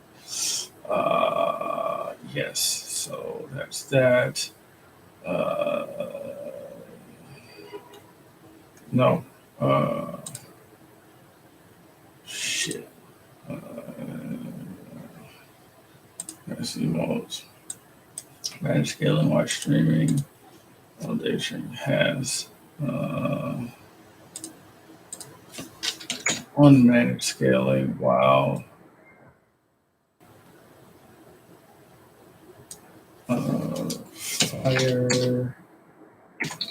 Firehouse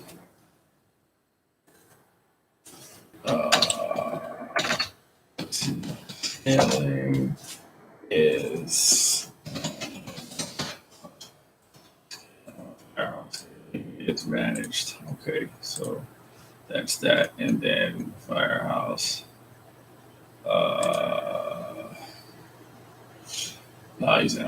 Firehouse can configure data center for fully managed auto scaling to manage the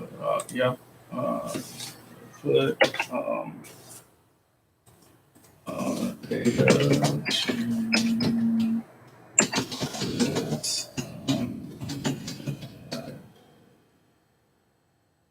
data streams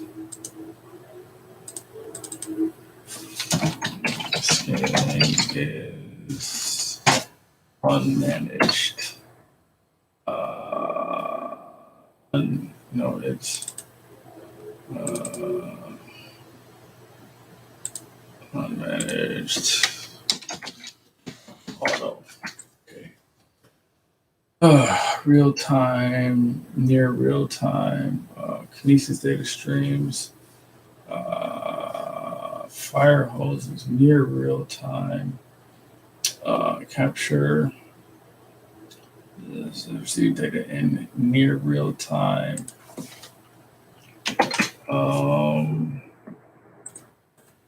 Data streams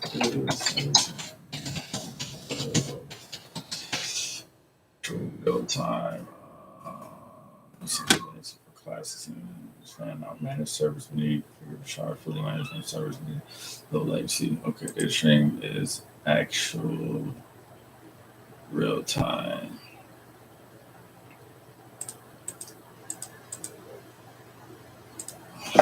Wow. Real time. Not just near real time. All right, so some practice. All right, so get out of there. Okay. With standard SQL without having to learn new programming languages or processing frameworks. Kinesis Analytics enables you to query streaming data or build entire streaming applications with SQL. The results can be used to create insights and visualizations.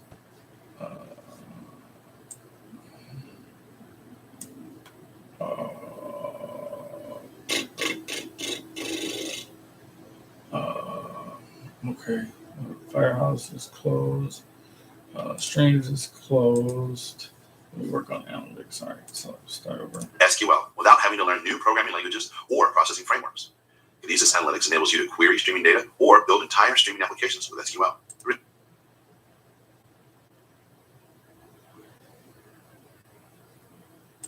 Results can be used to create insights and visualizations so that you can respond to your business and customer needs promptly. Notifications and alerts can also be configured. The service supports ingesting data from Amazon Kinesis Streams and Amazon Kinesis Firehose streaming sources. Let's go through. In this video, we're going to focus on Amazon Kinesis Analytics. Amazon Kinesis Analytics processes and analyzes streaming data in real time with standard SQL without having to learn new programming languages or processing frameworks. Kinesis Analytics enables you to query streaming data or build entire streaming applications with SQL. The results can be used to create insights and visualizations so that you can respond to your business and streaming applications with SQL. The results can be used to create insights and visualizations so that you can respond to your business and customer needs promptly. Notifications and alerts can also be configured. The service supports ingesting data from Amazon Kinesis streams and Amazon Kinesis Firehose streaming sources. Let's go through a brief overview of the service. Notifications and alerts can also be configured. This service supports ingesting data from Amazon Kinesis streams and Amazon Kinesis Firehose streaming sources.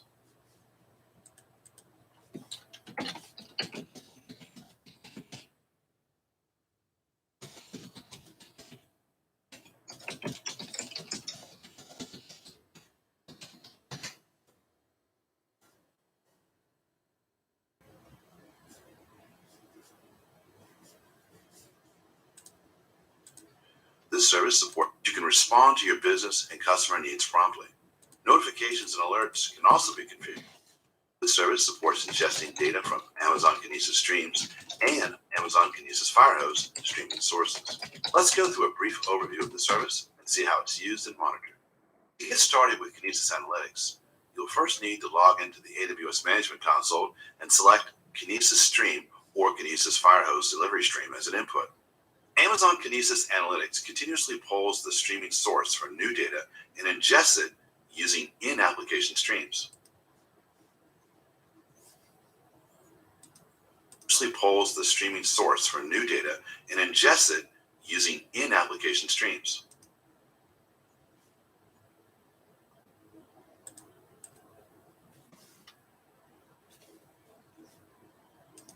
Analytics continuously polls the streaming source for new data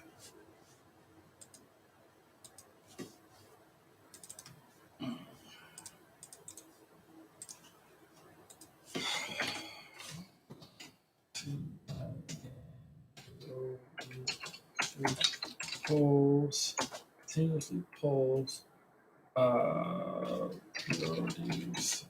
filters for data, and ingests it using in-application streams. Next, data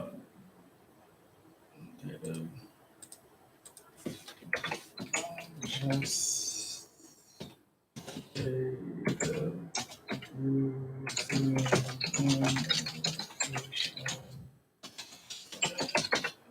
application streams.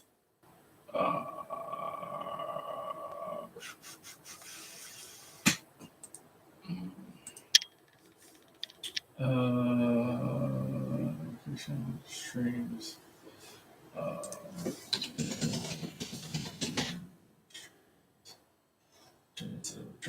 Information from a data provider. Just data using in-application streams, information,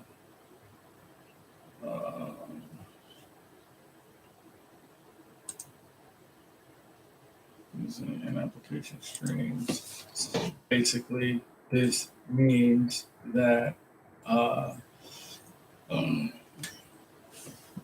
if I ingest data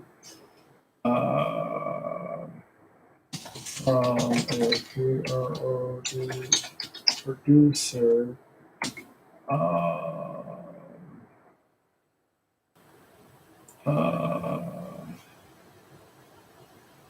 using a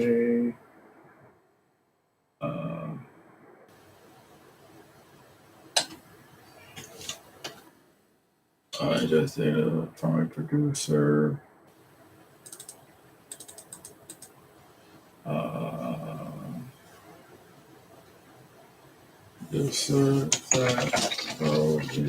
that provides a set of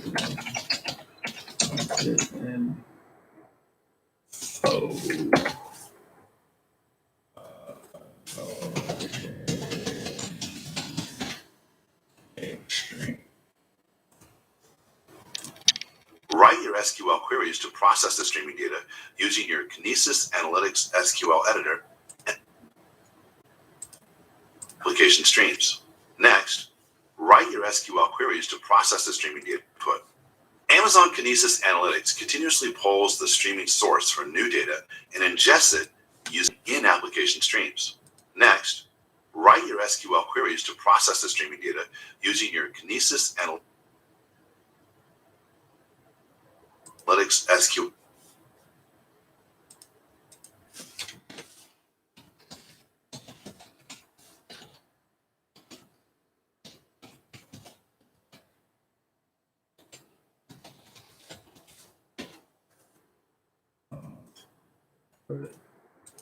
Data stream.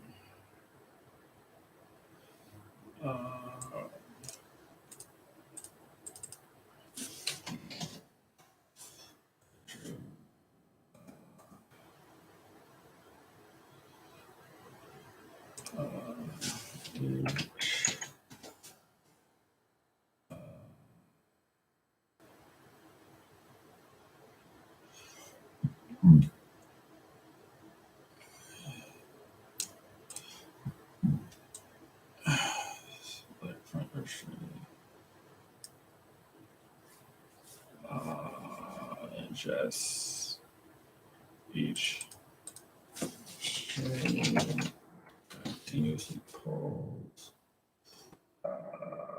data for a producer, data from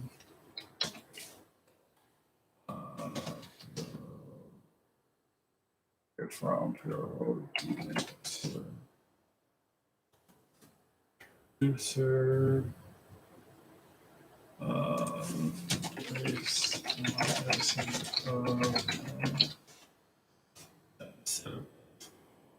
set up info, here's the data and application using an application streams. Okay, and then step 2, add SQL. Write your SQL queries to process the data. Okay, and 2, right?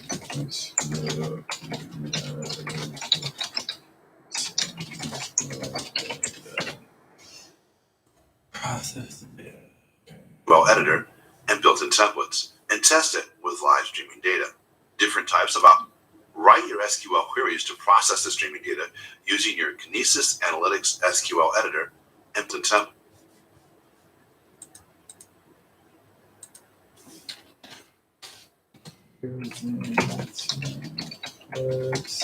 Or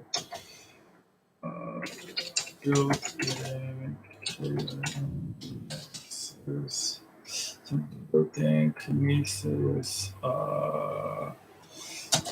edit, built-in Kinesis editor. And test it with live streaming data. Different types of operators and computations may be used to process data. Finally, you can optionally add output configuration to your application to persist results to an external destination. Kinesis Analytics is able to send process an output configuration to your application to persist results to an external destination. Kinesis Analytics is able to send processed results to Amazon Simple Storage Service or S3, Amazon Redshift, Amazon Elasticsearch Service, or your own custom destination for further analysis. Monitoring is an important part of maintaining the reliability and performance of your Kinesis Analytics application. AWS provides various tools that you can use to monitor Kinesis Analytics. One of these tools is Amazon CloudWatch, which automatically collects and processes raw data from Kinesis Analytics into readable, near real-time metrics. These statistics are retained for a period of 2 weeks so that you can access historical information and gain a better perspective to readable, near real-time metrics. These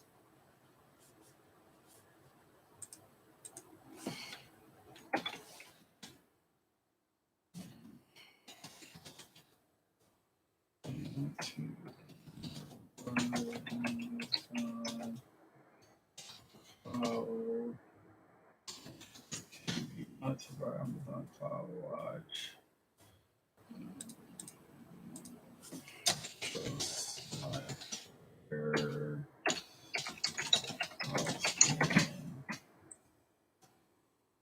statistics are retained for a period of 2 weeks so so that you can access historical information and gain a better perspective on how your web application or service is performing. When a metric has reached a certain threshold, CloudWatch can be configured to perform an action in response. So now let's look at a field implementation. CloudWatch can be configured to perform an action in response.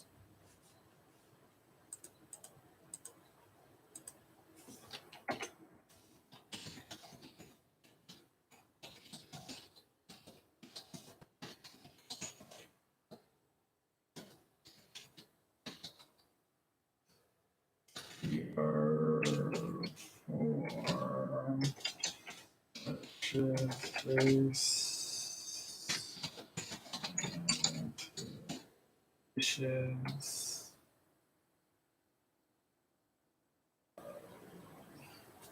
Figure CloudWatch perform actions based on conditions. That,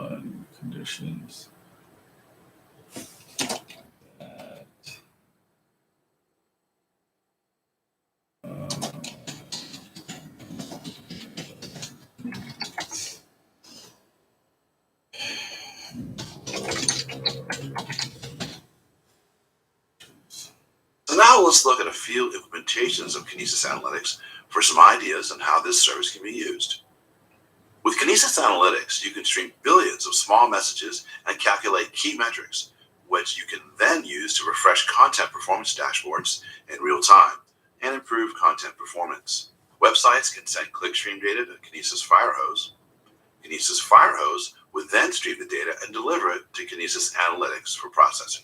Kinesis Analytics processes the data and loads it via Kinesis Firehose into Amazon S3, Amazon Redshift, or Amazon Elasticsearch service for content recommendations. Customers can then see their personalized content suggestions and further engage with the website. You can also ingest different S3, Amazon Redshift, or Amazon Elasticsearch service for content recommendations. Customers can then see their personalized content suggestions and further engage with the website. You can also ingest different types of data from audience tracking systems or ad servers and combine them into the same stream. Then you can use Kinesis Analytics to perform data calculations and aggregations to power real-time advertising and digital marketing solutions. Results are then analytics to stream. Then you can use Kinesis and combine them and also ingest different types of data. Customers can then see their personalized content suggestions and further engage with the website. You can also ingest different types of data from audience tracking systems. Okay.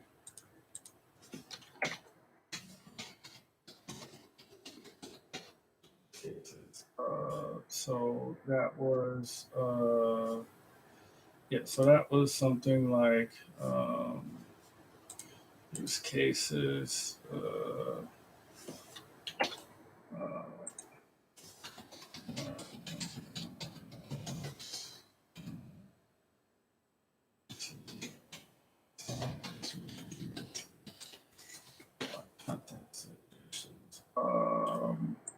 So with that, stream data. So you start with quick stream data. To KIN, Kinesis, and then Firehose, Firehose. That's from producers. Firehose will bring the data in. Producers send data to. Before sending it to file strings, not bother with it. So Kinesis, you have clickstream data. Kinesis brings in clickstream ST data from this is bringing clickstream data from producers and further engage with the website. Bringing clickstream data from producers.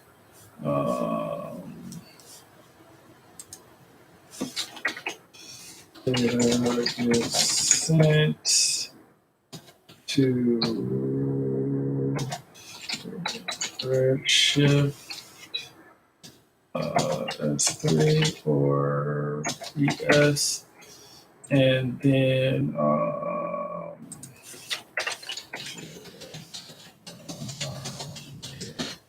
suggestions are made. On Elasticsearch service So, for content recommendations. Customers can then see their personalized content suggestions and further engage with the website. You can also ingest different types of data from audience tracking systems or ad servers and combine them into the same stream. Then you can use Kinesis Analytics to perform data tracking systems or ad. You can also ingest different types of data from audience tracking systems or ad servers and combine them into the same stream.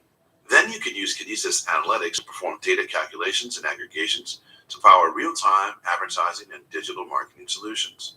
Results are then sent to AWS Lambda via Kinesis streams to deliver the processed results to real-time ad placement systems. Ad placement systems then would use this data to allocate ad spots in real time. You can use Kinesis Analytics to content suggestion,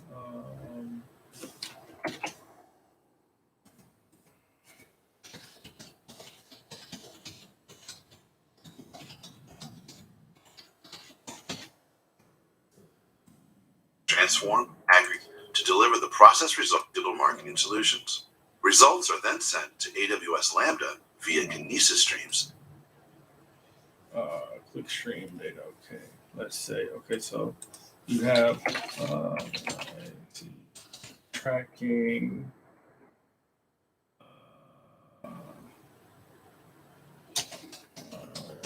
let's see, tracking server, data is sent to Kinesis.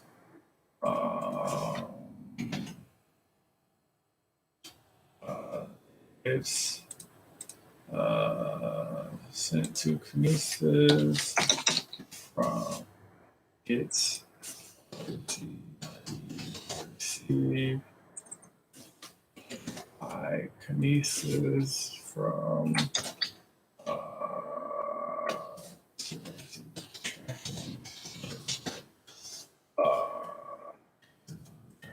time, real-time advertising, Amazon Kinesis Analytics. Okay, Kinesis, my Kinesis streams sent by Kinesis is received by Kinesis streams practice. Yeah, that was articles.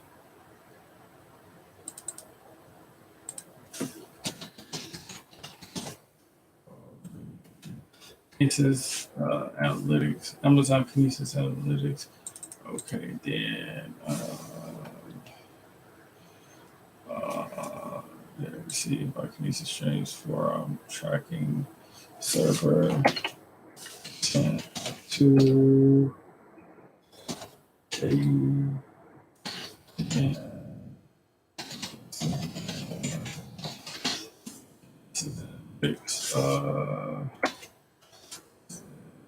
Kinesis streams from tracking server sent to Kinesis Analytics.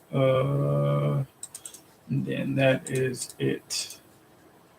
And then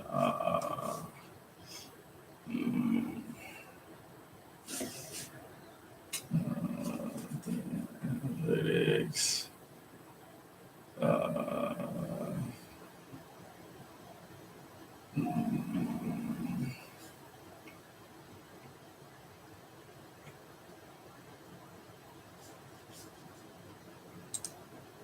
Or ad servers and combine them into the same stream. Then you can use Kinesis Analytics to perform data calculations.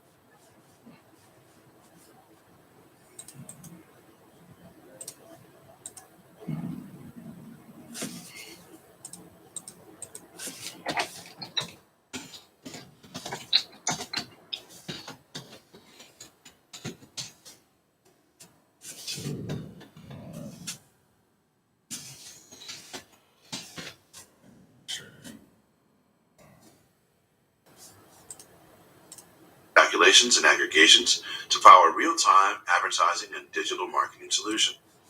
For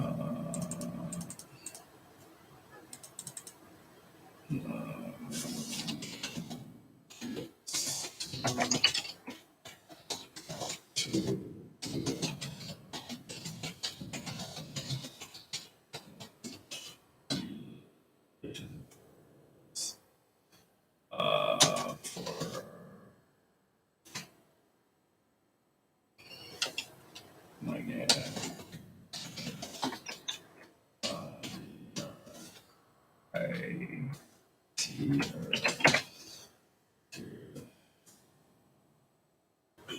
Results are then sent to AWS Lambda via Kinesis streams to deliver the process results to real-time ad placement systems.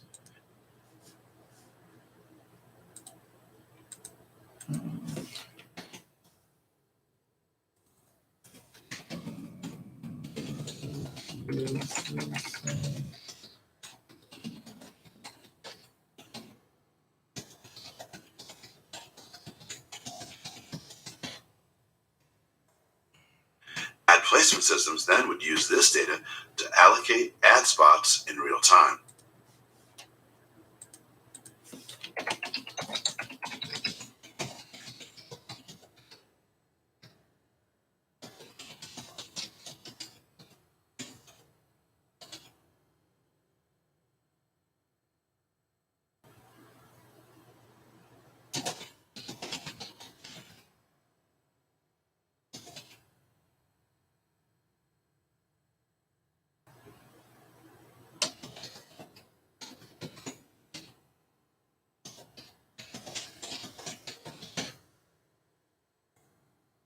You can use Kinesis Analytics to transform, aggregate, and filter streaming data from IoT devices such as consumer appliances, embedded sensors, and TV set-top boxes.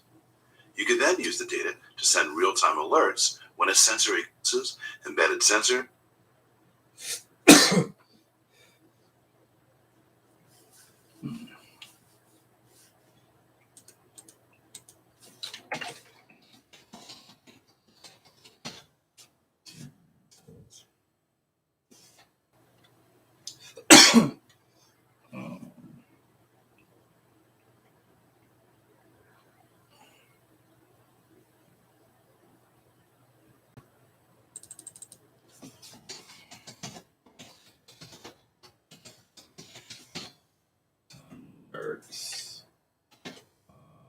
So you start with the IoT device. Then okay, it streams. Okay, then it does IoT device.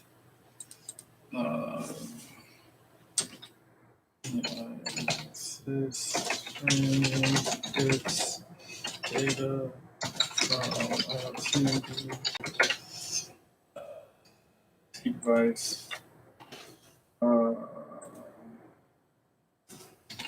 Streams.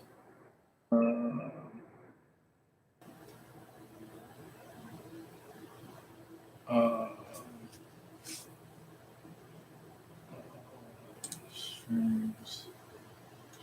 Acquisition. Yeah. Oh, okay. Does all the sharding because of like having sensors and whatnot. Streams.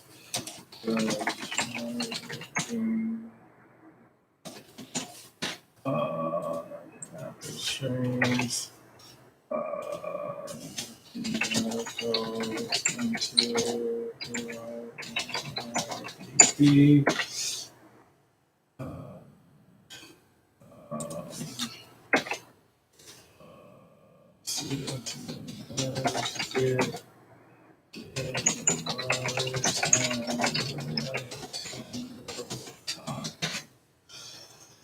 Okay, so that's that. And TV set-top boxes. You can then use the data to send real-time alerts when a sensor exceeds certain operating thresholds. Kinesis Streams collects and streams the data to Kinesis Analytics in real time, which then filters, aggregates, and enriches the data.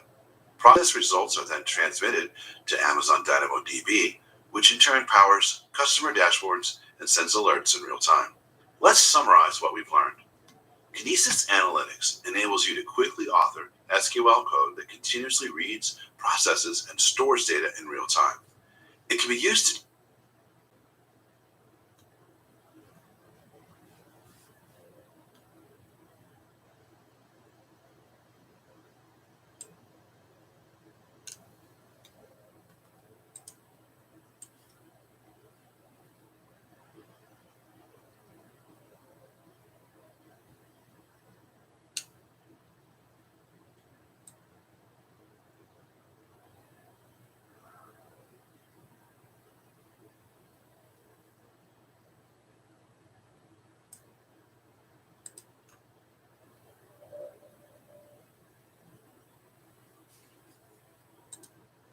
generate time series analytics and calculate metrics over time windows, and then stream values to a destination.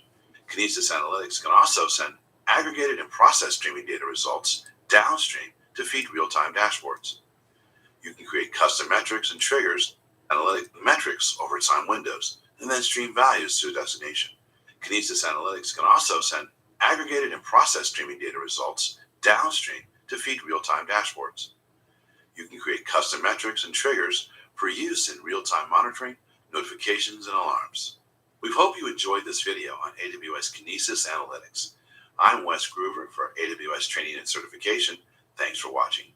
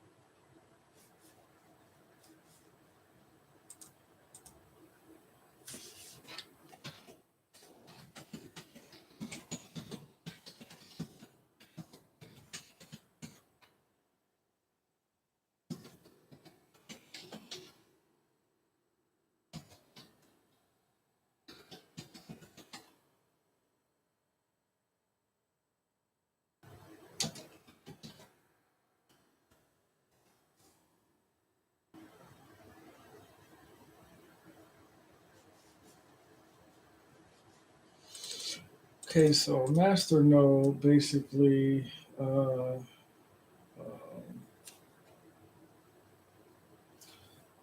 the cluster. It's the boss node.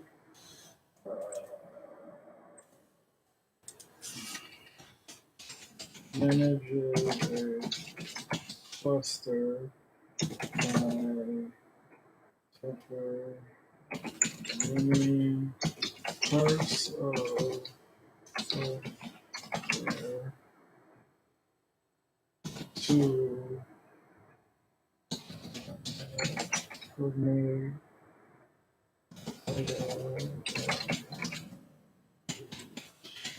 the distribution and tasks to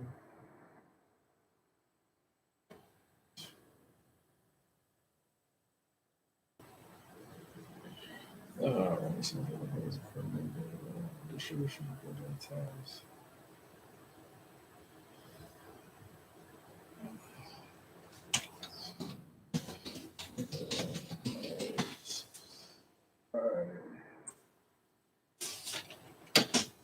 Many parts of software coordinate data distribution tasks.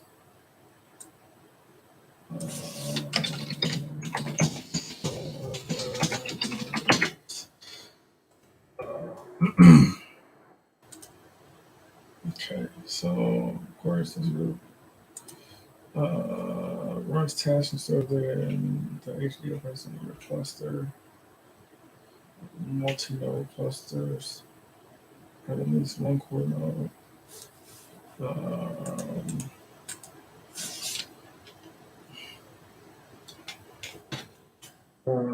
Runs the HDF.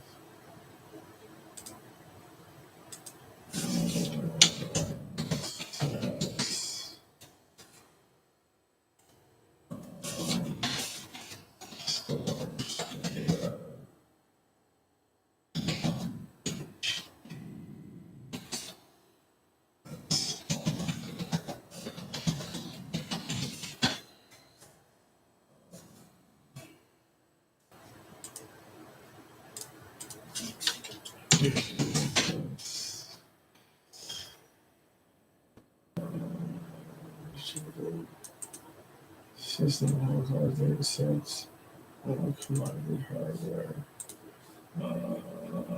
Exhibits on your cluster. Multi-node clusters. This is where we know with software components that only run tasks.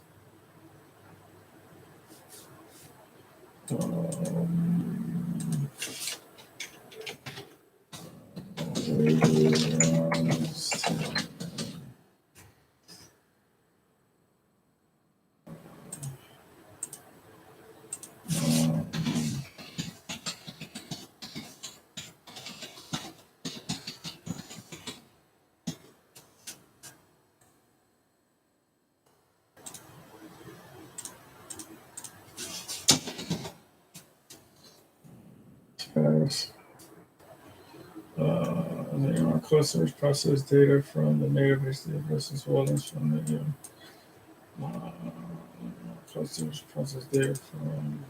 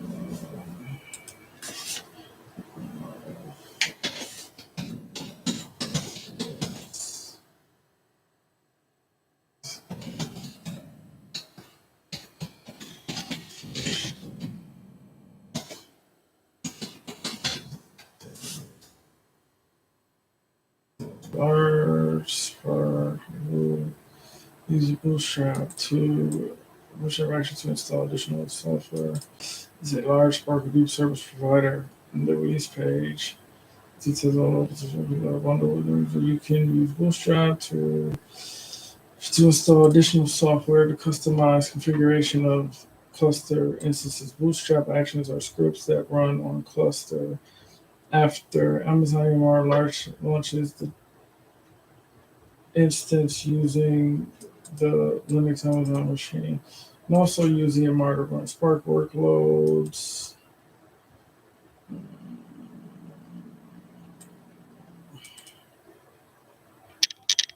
Amazon managed streaming for Apache, Kafka, transformation, this machine learning.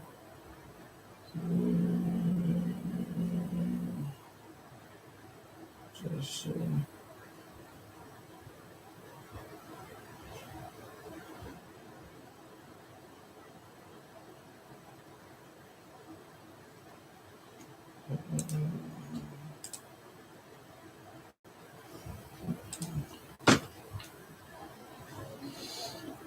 how can I use it? You can use it for the following companies. Use Spark for ETL jobs.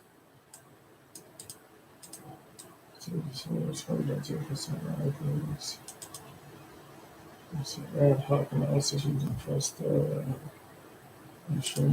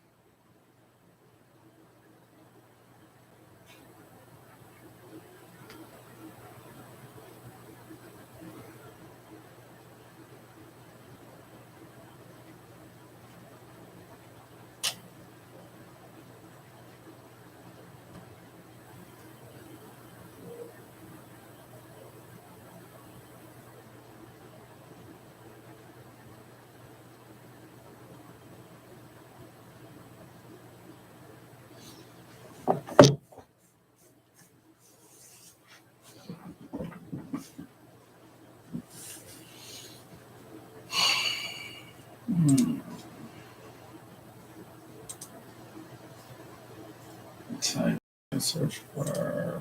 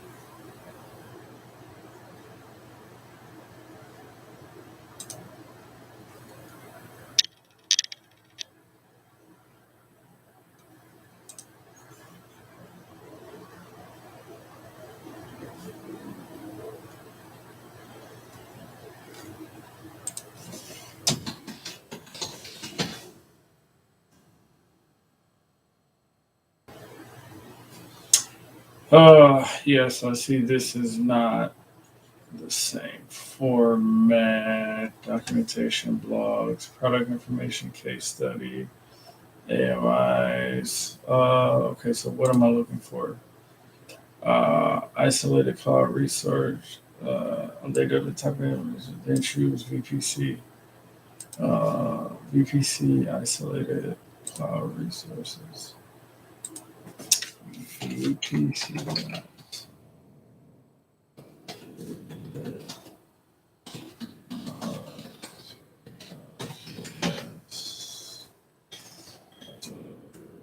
Cloud.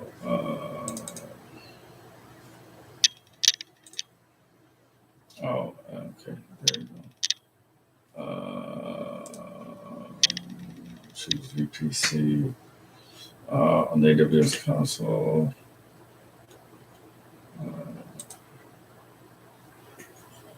Launch the VPC wizard.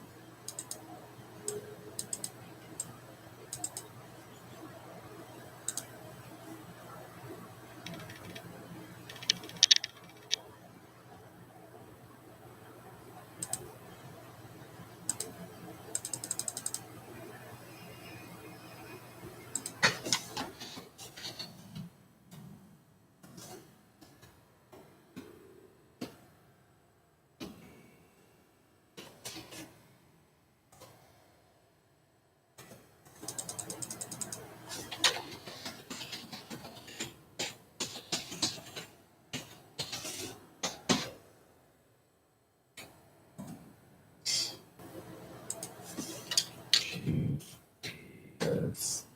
Here.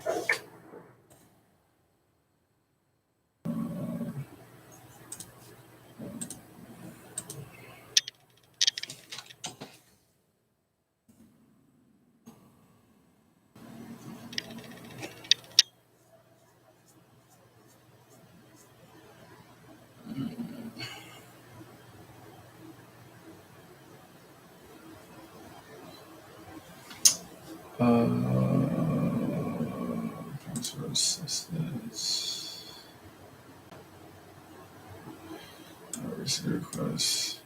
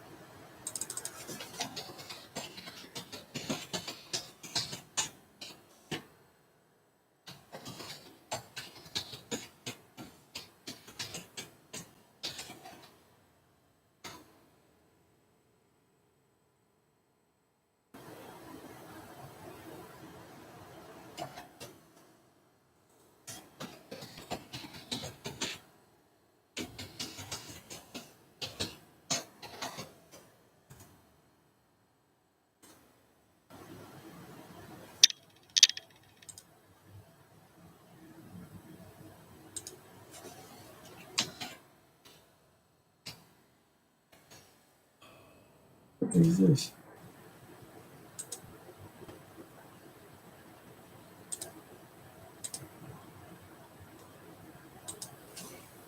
This.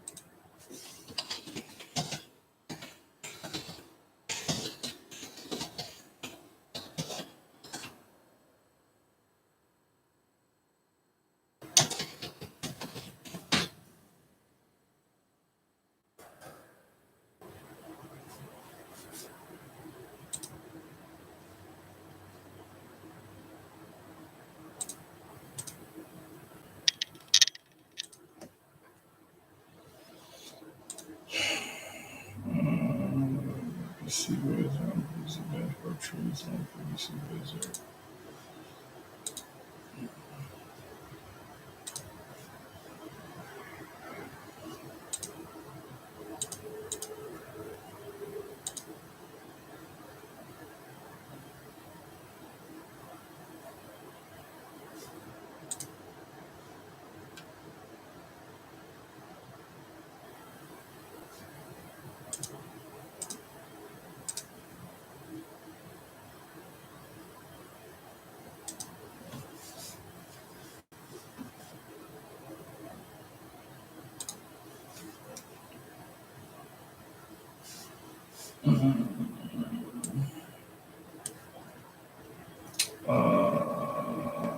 Where am I at?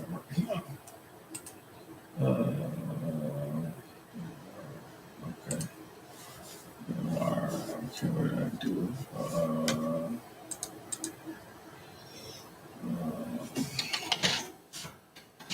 Into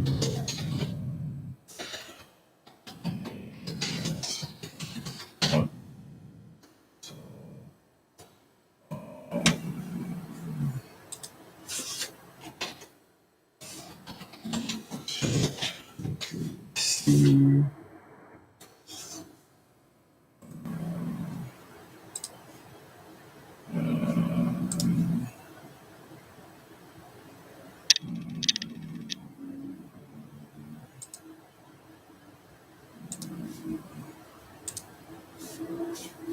See.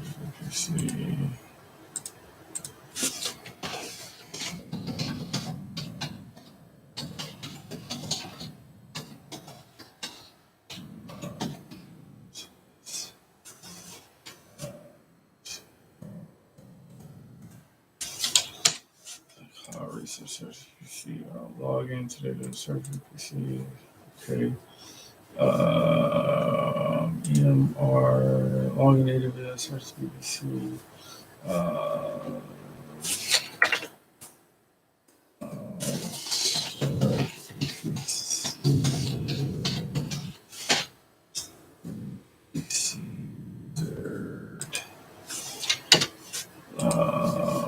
Okay. Start the PC wizard. Select single public subnet.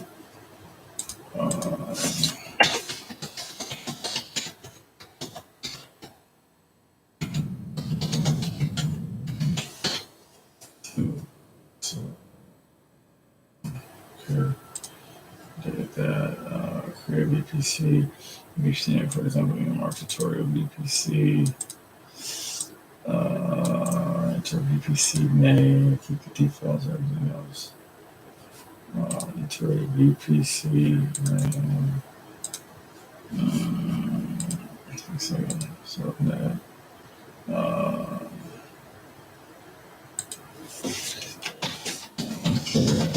VPC name.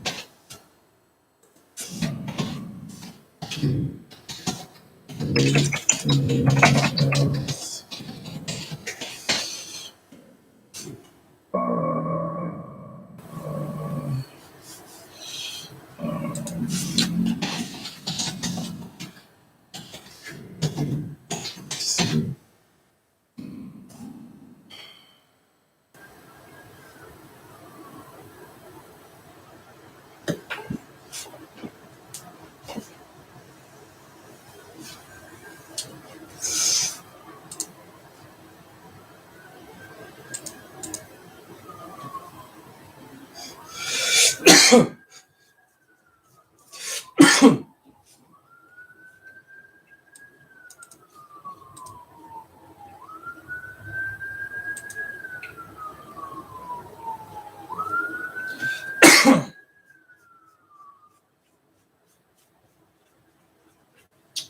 Okay, so we're doing AWS Cloud 9.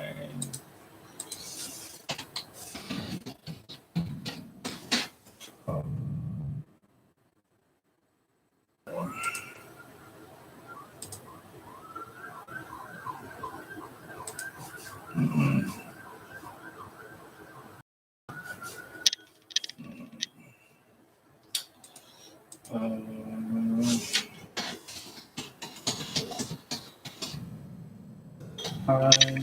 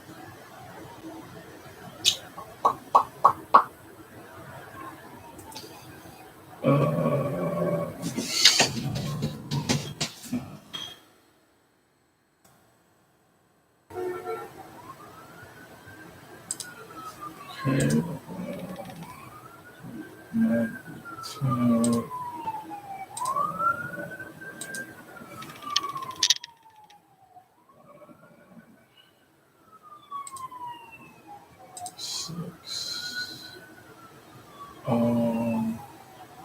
There's Cloud 9 environment. Yeah, environment description. Okay. So, dashboard, choose create environment.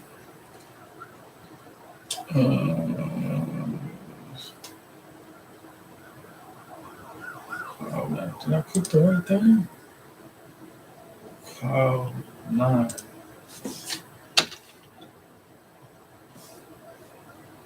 Yeah, that's about that.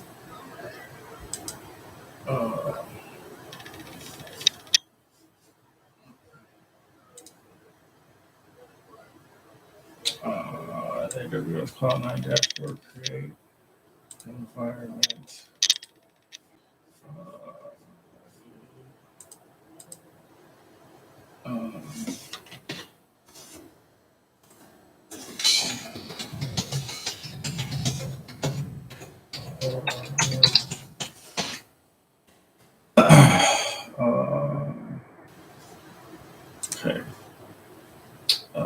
Enter the name and description of the environment. Choose next step.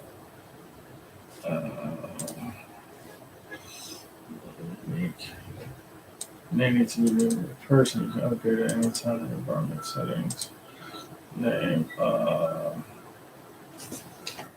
First.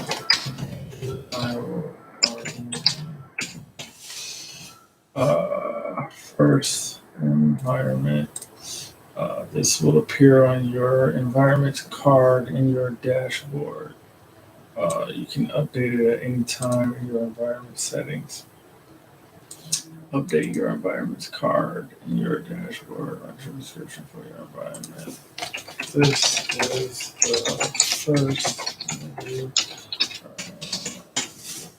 environment. You can update at any time in your environment settings. Click next step. Choose next step. Set up your AWS Cloud 9 environment. Continue in the configure settings screen. Select EMR tutorial VPC and the subnet. Configure settings screen. Select EMR tutorial VPC. EMR tutorial. Okay, so configure settings screen. Select EMR tutorial VPC and the subnet created in the previous step. EMR tutorial VPC. Create environment name. Configure settings. Wait a minute. What?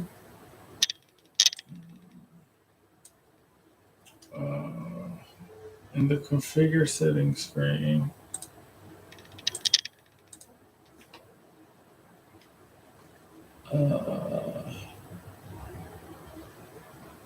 in the configure settings screen,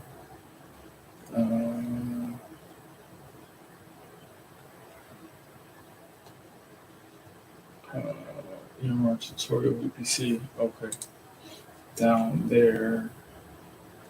I am role save as sorry VPC. Okay. Environment.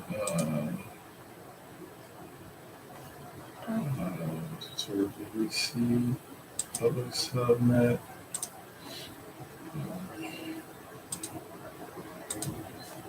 Okay.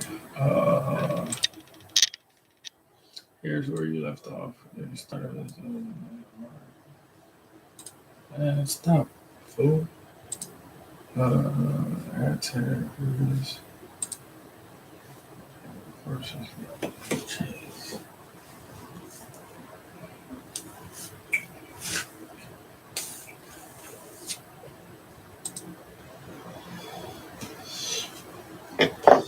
enter the name and description of the environment.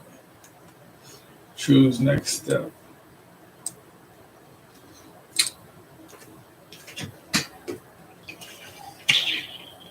Setting screen, select EMR tutorial. Did that.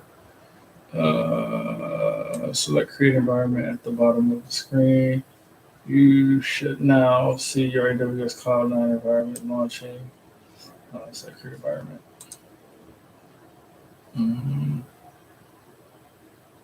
Choose network VPC. Okay. Choose create environment.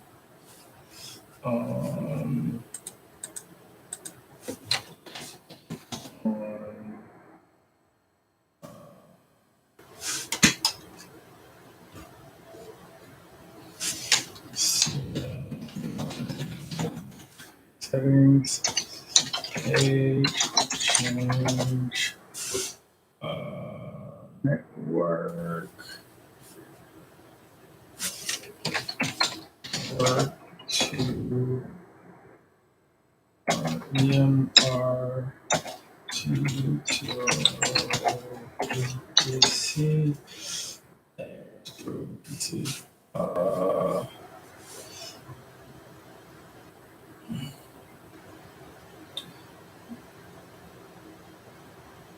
This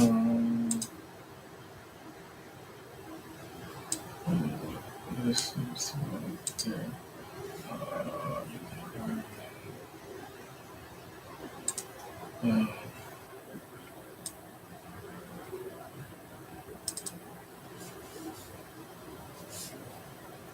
Create site page change.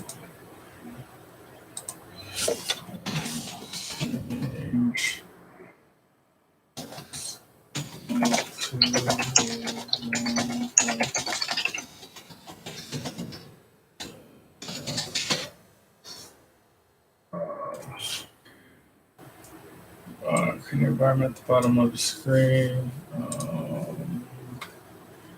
Yep. Create an environment at the bottom of the screen. Recommend environment.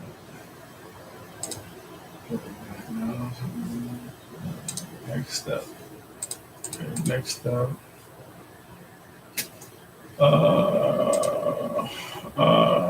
Choose next step.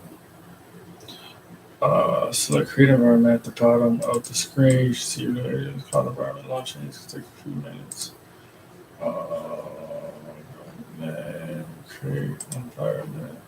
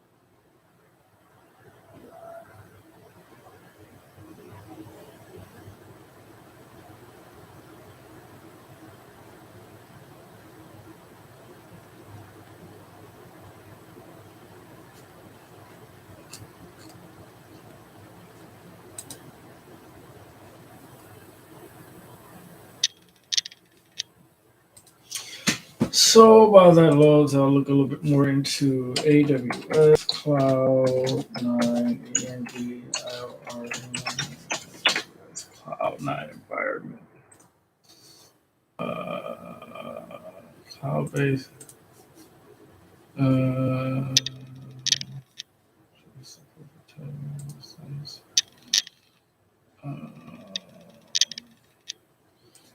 Cloud-based integration IDE that lets you write, run, and debug your code with just a browser. It includes a code editor, debugger terminal.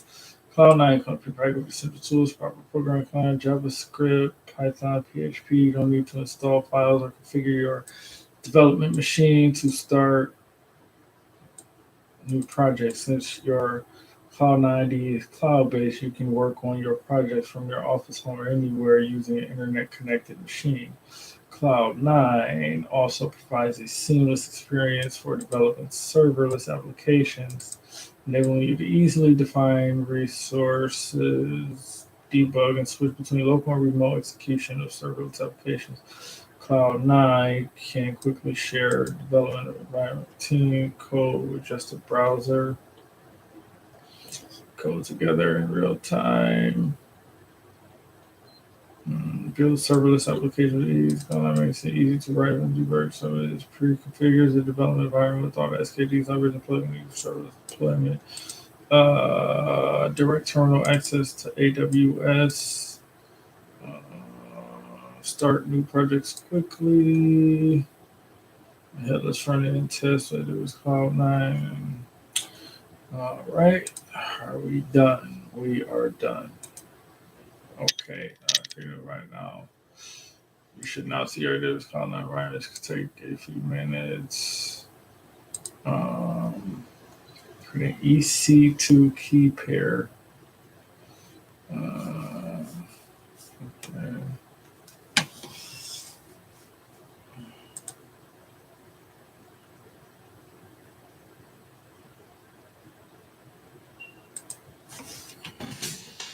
Okay.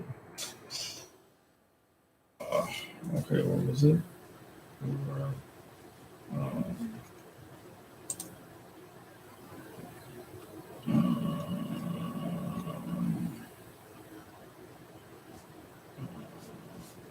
sensor create.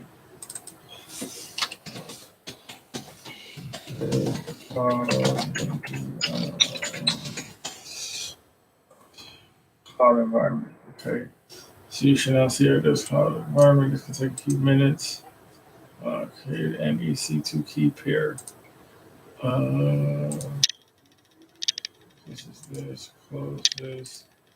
EC2 key pair. Okay. So it says EC2. Right, so tell we create the PC in the console and choose PC in the console.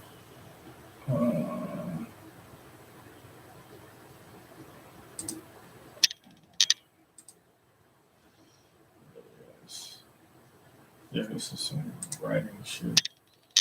So tell we create the VPC in the console, choose DC2 service. EC2.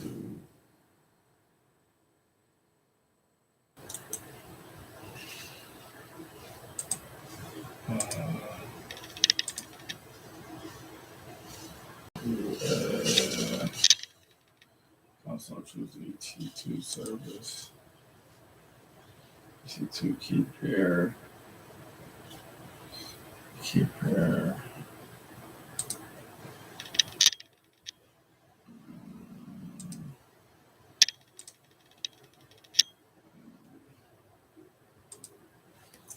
We're going to put this boy up here. That's going to go up there. So now create a key pair. In the left panel, choose key pairs, then choose create key pair. Left panel, choose key pairs. Create key pairs. Name your key pair and choose PM. Key pairs. Create key pair. Enter key pair name.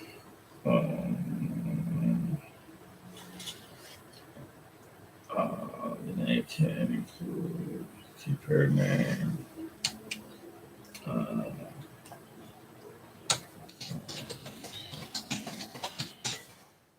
Key pair. And choose PM since they did come on this Linux space. And choose PEM since it is Linux based. Choose create key pair, which will automatically download this file. Select create cloud environment. I'll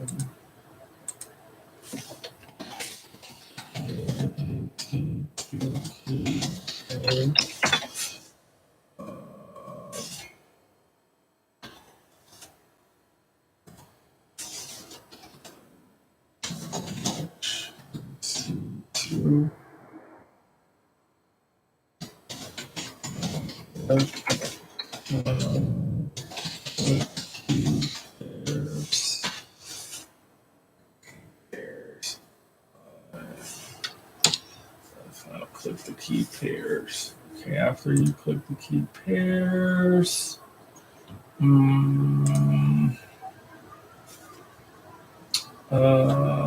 search DC2, then left panel, click key pairs. After you click the key pairs, then we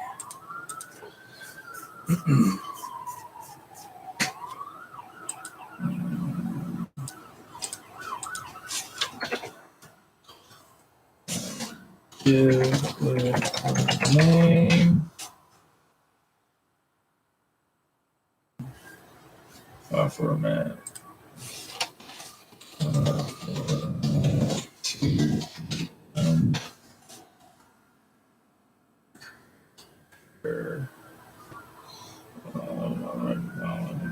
to PM file.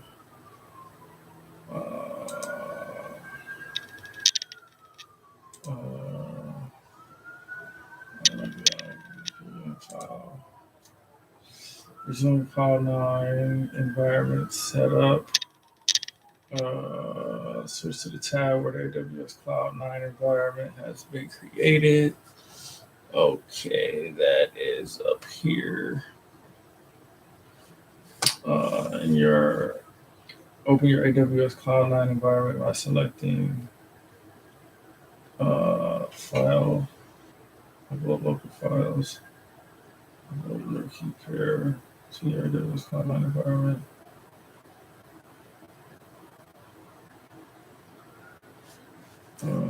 By selecting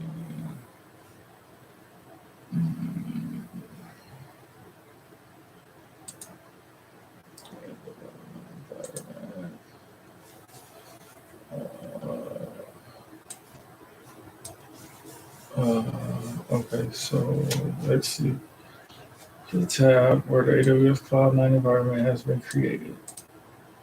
Open your AWS Cloud 9 environment by selecting Open ID.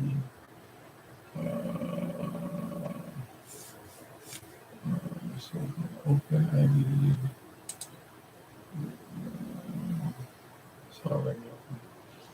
Upload your key pair. Upload local files. Select files.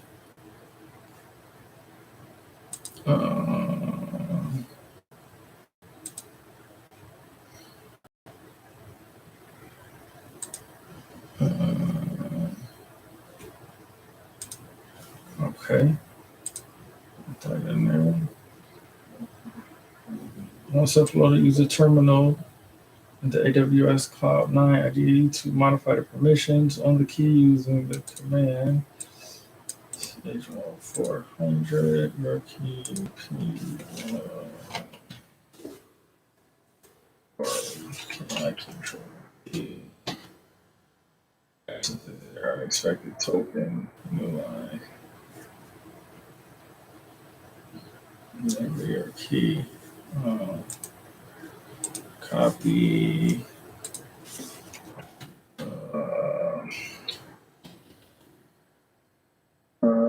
With the name of your key PM.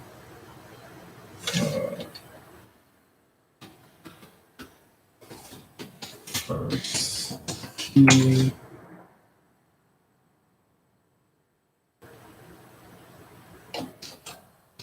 Pair.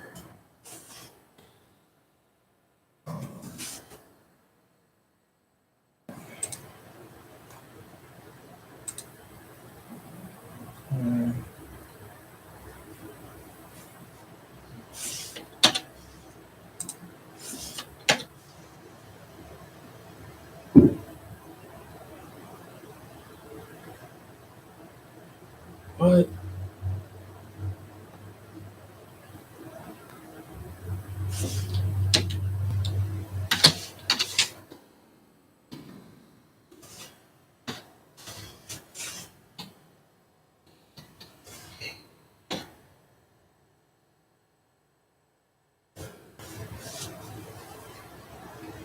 All right. Configure and deploy an Amazon EMR cluster. File format 2 PM. Okay.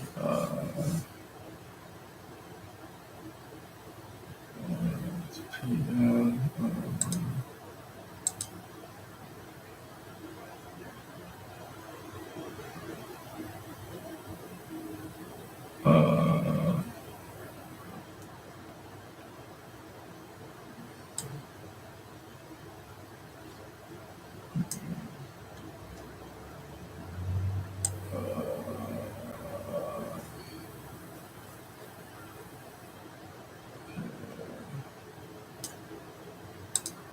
Search Cloud 9.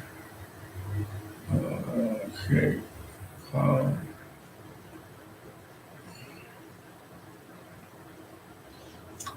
Create the EC2.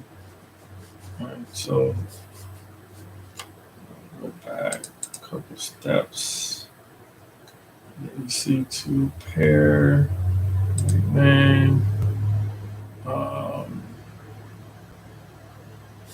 Okay, yeah.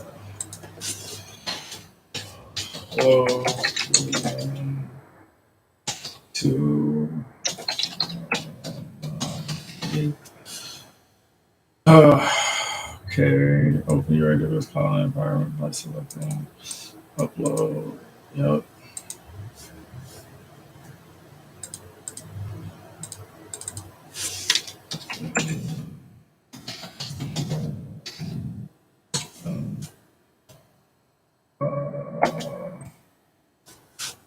So, and then,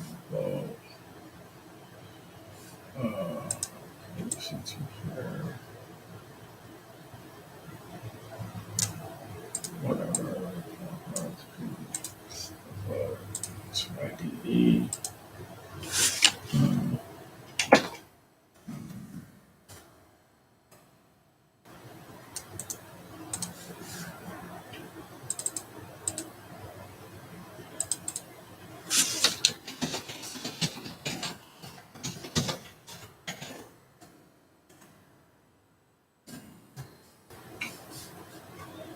Okay. And EMR setup. Open the console and search for EMR on the services.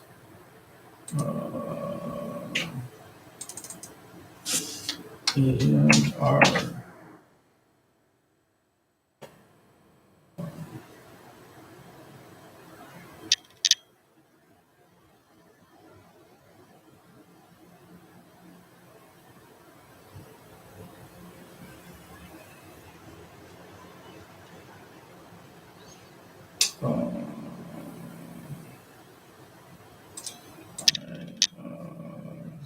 Search rather than choose EMR. Choose EMR. Create cluster quick options. Quick options can help you create an EMR cluster.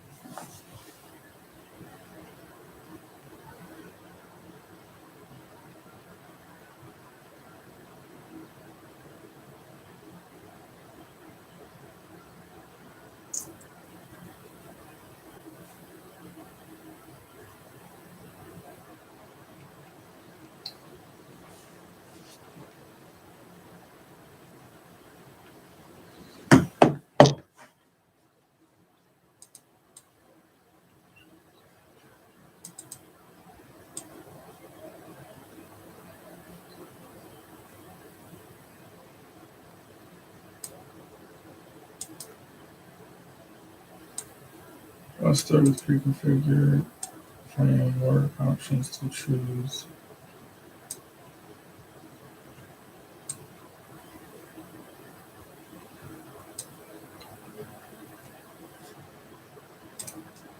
Choose.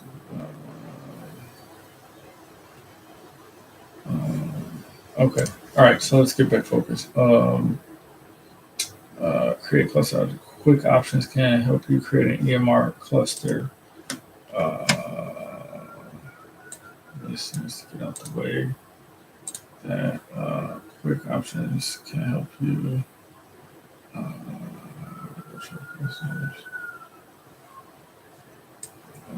create cluster.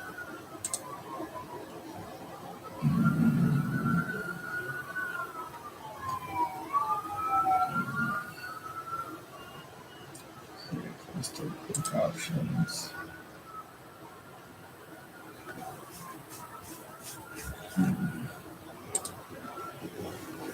Okay, create cluster quick options. Pre-configure framework options to choose for your workloads. For this tutorial, we navigate the advanced options screen on the console. Choose go to advanced options.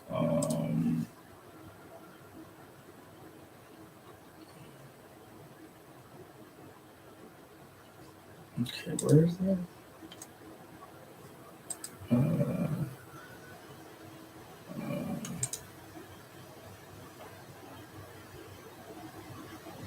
Okay, it's at the top. Choose go to advanced options.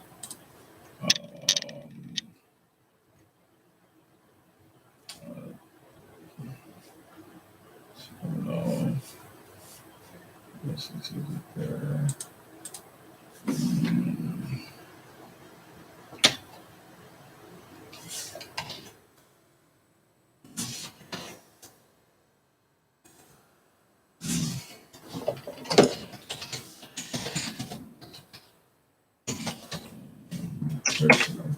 Are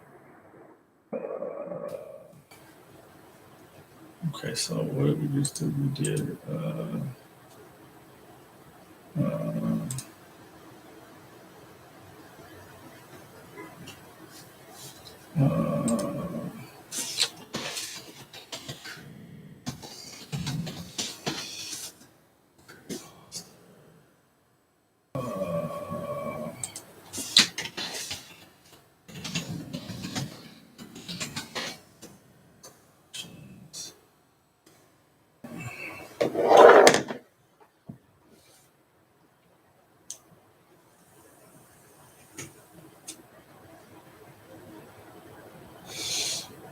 Should choose to do Spark. You will press the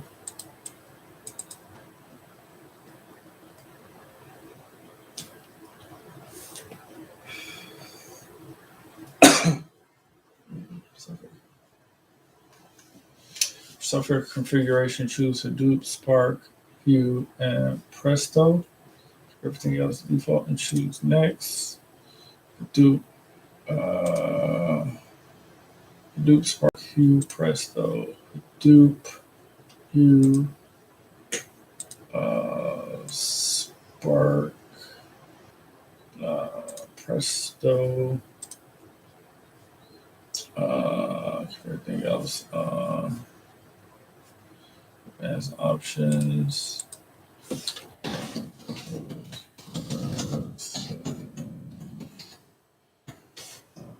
Fig.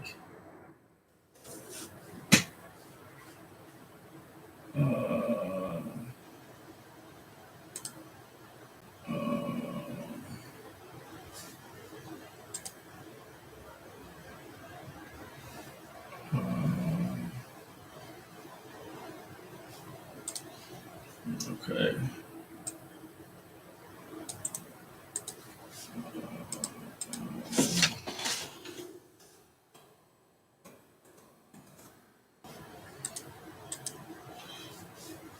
Presto.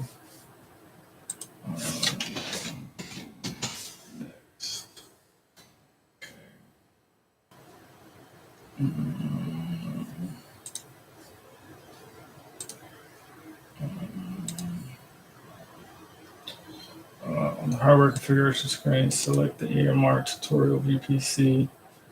Okay. Hardware configuration screen. Okay, this needs. I need to go to another screen now.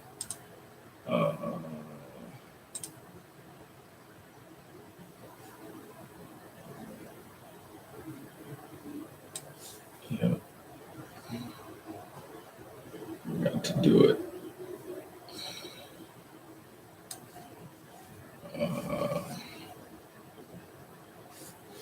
Okay, in hardware configuration screen, select the EMR tutorial VPC that you created earlier. Select the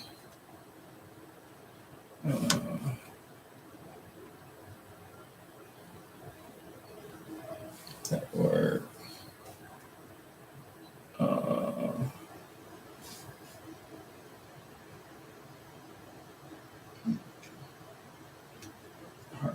Hardware configuration screen.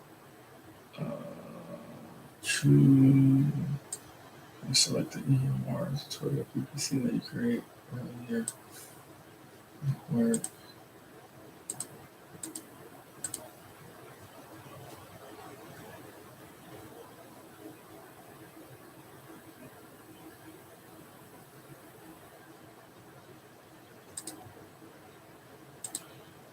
okay.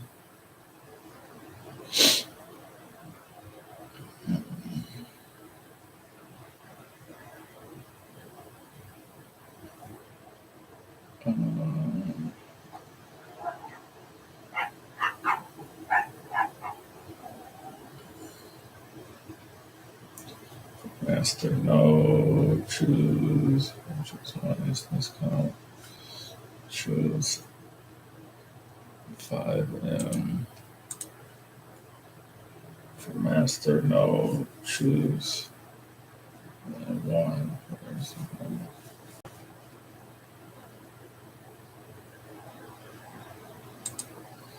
Yeah, for core node, large, just one instant count. Core node, task, core node, master core node, 5, one instant count. Next.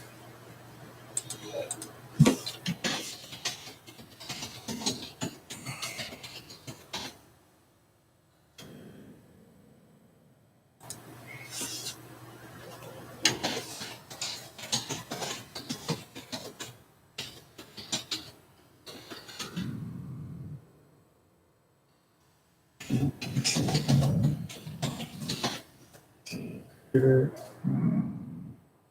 Master node, choose 5. Choose. Sure that the EB storage is 32 gig. EBS.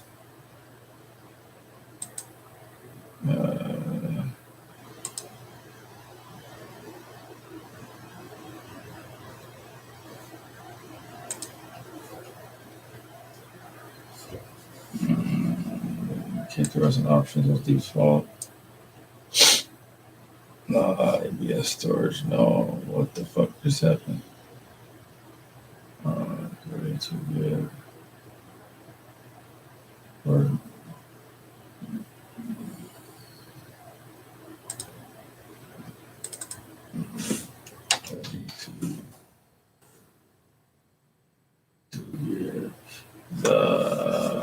keep the rest of the options default and choose next.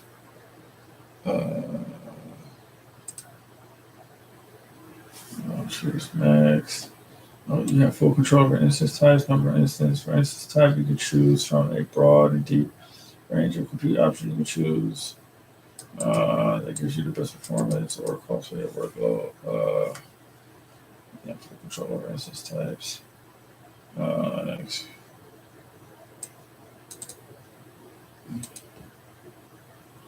General options. Specify the name for your cluster and keep everything else as default, and then choose next.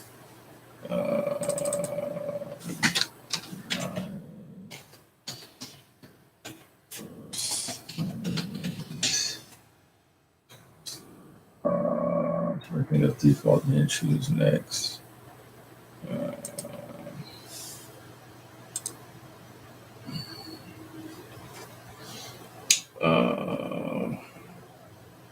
What's visible to on the securities option screen? Choose EC2 key pair EMR tutorial P. Here it is on the security options screen. Security options screen. Choose the EC2 key pair.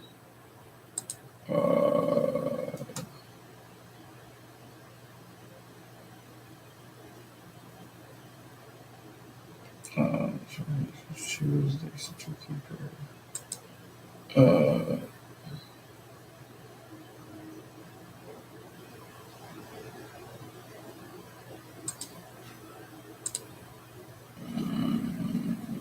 Choose create cluster. Hardware config.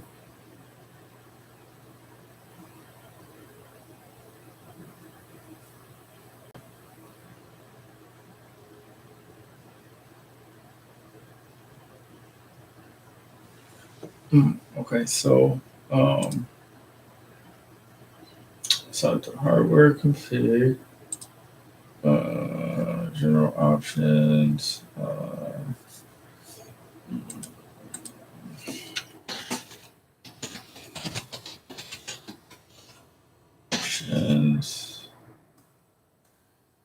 general options, what change?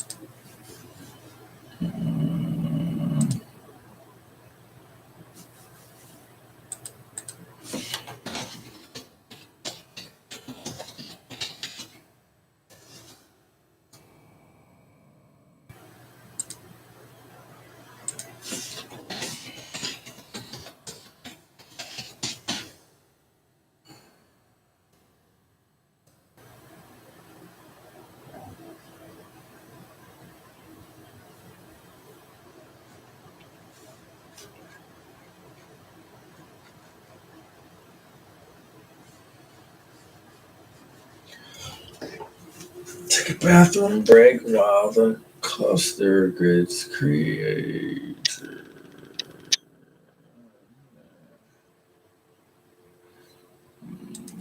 Take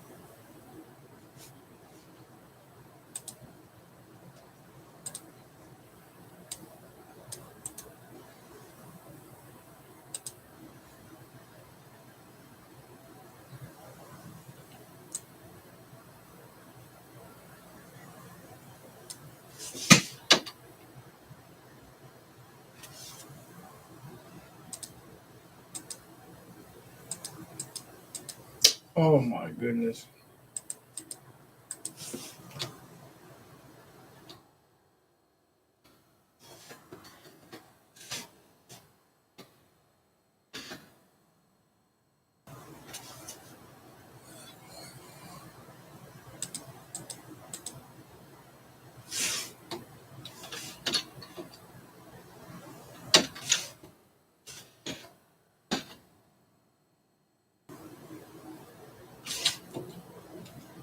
What is going on?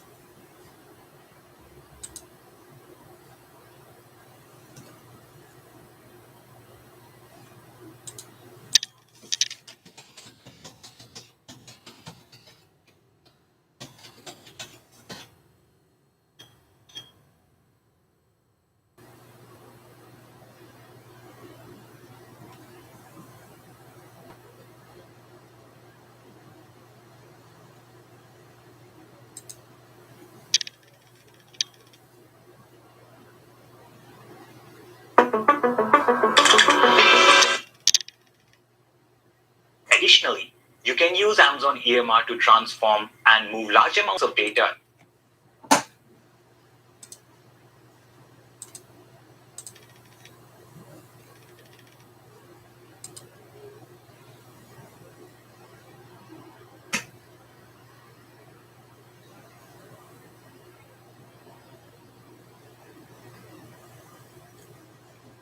Man.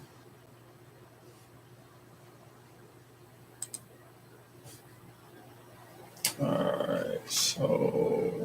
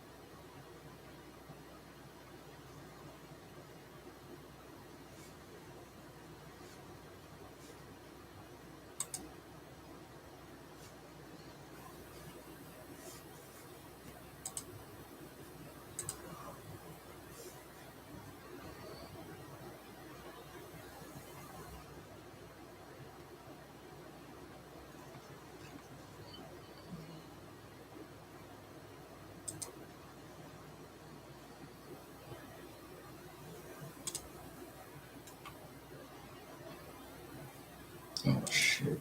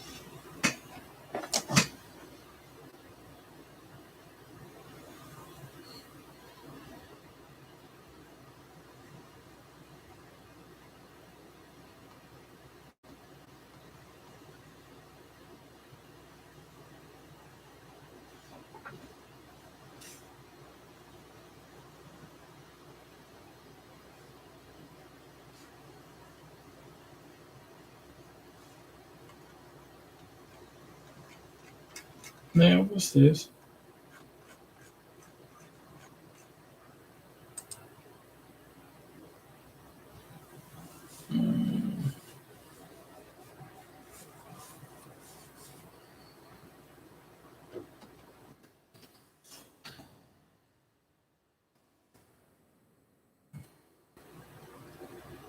Oh.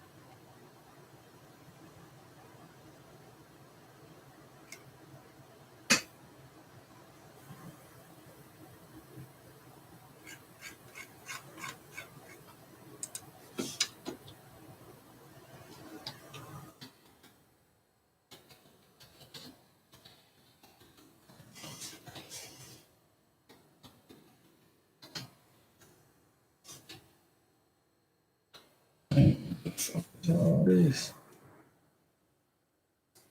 Wrote this motherfucker.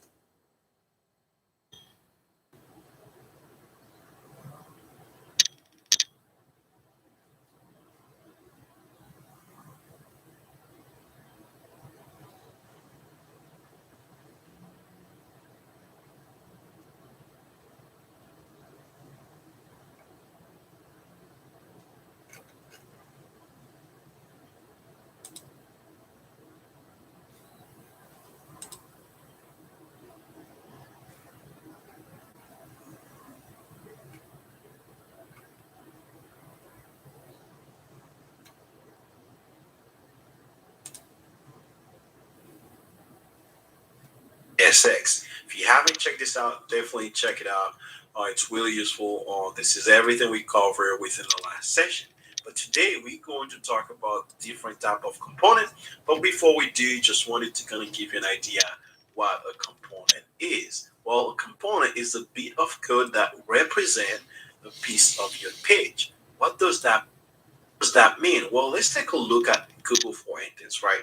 See how it's breaking down. Don't worry, this is actually something that we're going to cover in the next session. So make sure you watch the next video. But this type of component, it's a component that's called class component. All right, in the last component, it's a little bit quite interesting. It's a function. It's a function that returns a class component. It's a functional component that returns a class component. We can call this one main component. Once again, it's just a function. And then this one, we turn a class component with the extends keyword. Once again, we're going to cover this one. And ladies and gentlemen, this is what we have as a higher order component.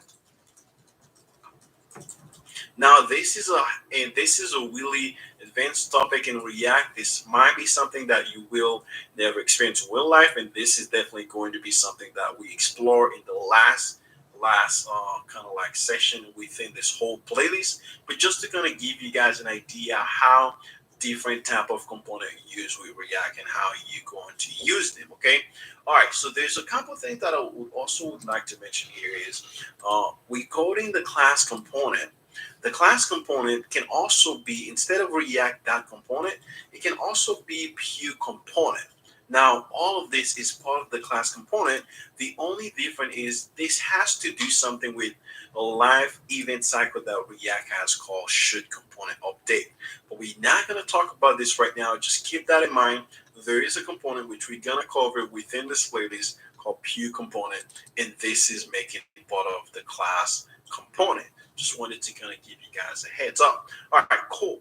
Now, what is the difference between all one of them, right? Well, the difference is a little bit quite interesting. It's how you use the JSX. The JSX, whenever you have a JSX inside your functional component, you just use the return keyword. For example, we have a hello world, and you can have as many things as you have. For example, you can say again, welcome to my app. Once again, all of this for our JSX. Well, in a class component, the way we have JSX, it's a little bit different. It has to be inside a function called rend, which means if we do not have this function, we cannot have our JSX inside a class component. And there you go, guys. We see we can say again, hello everyone this time.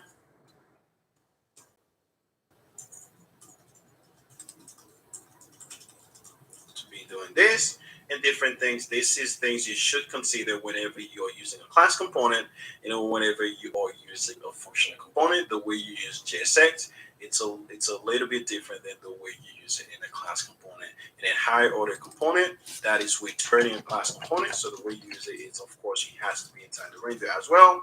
And there we go. We end up with something like this that technically render a component and different things. But technically, this will be a component that's going to be coming in. You can technically render it like so with different value. But once again, this is a heavy topic which we're going to discuss. But this is an idea how you use JSX inside a class component and how you use JSX in a functional component. Now the question is, when should we use them and when should we not use them?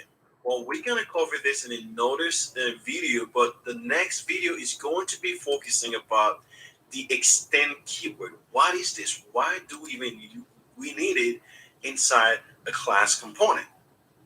See you guys in the next section.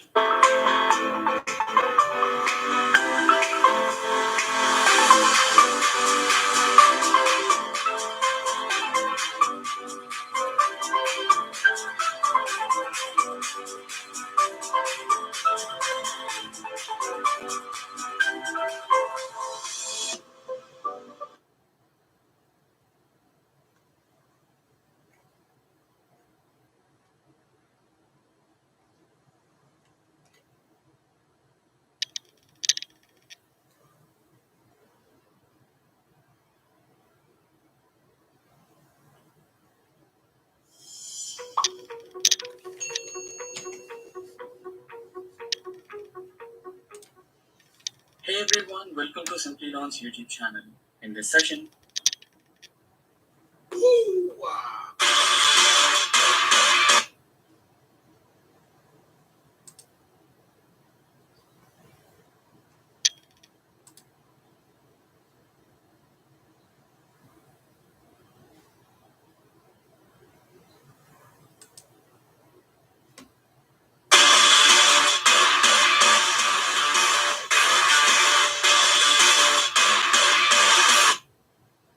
live, and any changes you do, you will actually get injected into your phone as well, which is one of the beauty about it. Okay, let's have boom, boom, boom, boom.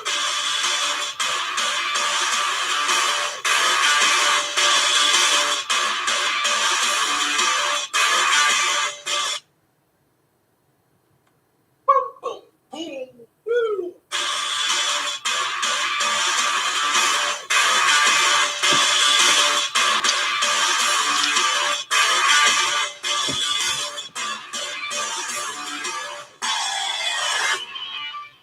What's up, guys? Sterling again, and today I'm excited because we are doing a React series, which I'm very, very excited about again. Well, last session we talked about React Fragment. Definitely check it out if you haven't seen it. And today we're going to talk about everything about JSX you're going to encounter using React. Without any further ado, let's get our hands dirty. I'm going to go ahead and remove this for some of you that might seem challenging. Gonna go ahead and route this one into div. And there we go, ladies and gentlemen. We have our JSX right there. What are the gotchas? First gotcha is make sure that instead of having class as your class name, something like that, JSX is going to yell at you and say, all right, buddy, I do not accept class. I accept something called class name. So the bottom line is all your class name, which means your class attribute to an HTML element has to be class name in case you want them to have a class name. Like so, if we go back now to the if you go back now, we now have a class called class test. Why would the reason? Well, there is some reserved keyword that JSX doesn't want you to mess around with. What else? Well, if you have a label, and within your label, let's say we have a label, and we have usually label takes something called for. Well, in JSX, it has to be HTML4. Okay, instead of having for, it has to be HTML4. And if we console log this out, we can say something name. And if we go and inspect this element, we should be able to see translated into for. And there you go, we now have for. So these are the two gotchas. So for what else can we do with JSX? Remember, we said this is a component, right? Well, if this is a component, let's create another component called app. And remember, a component is just a function that renders a piece of code. This one's gonna just render a piece of code, and this one, the only thing we want this one to render is going to be something very basic. Okay, if you do not understand the component right now, don't worry. We're gonna cover this in the next session. I'm gonna say I am Sterling. Now, the other thing that you can do with JSX, you can take another component and actually render it inside of JSX like this. You call it, and then you use it inside the curly bracket. You can render another component inside JSX, and now we have something like this. Now, JSX can also take some JavaScript expression. Let's say we had a total where we can technically feel free to take 5, or 5 plus 5. And let's say we want to render this variable inside of JSX. We can add it inside a p tag. We can say result, or we can say instead total is, and we render a JavaScript expression inside a curly bracket. And what is the JavaScript expression? It is a variable called total that is doing a calculation. Now we should be seeing this inside our JSX as 10. Now, believe it or not, you can also take that 5 instead of the variable and do it inside this curly bracket, and it will still be working as expected. Okay, which is very cool. Once again, you can do JavaScript expression down here. How about for loop? Yes, you can also do a for loop. Let's say we have a list, and let's say this list we have probably mango, or pineapple, or maybe we have avocado. I can't even spell it right, but we'll see. Well, the only thing that you can do is we can do a loop inside JSX. The only gotcha is no for loop. No for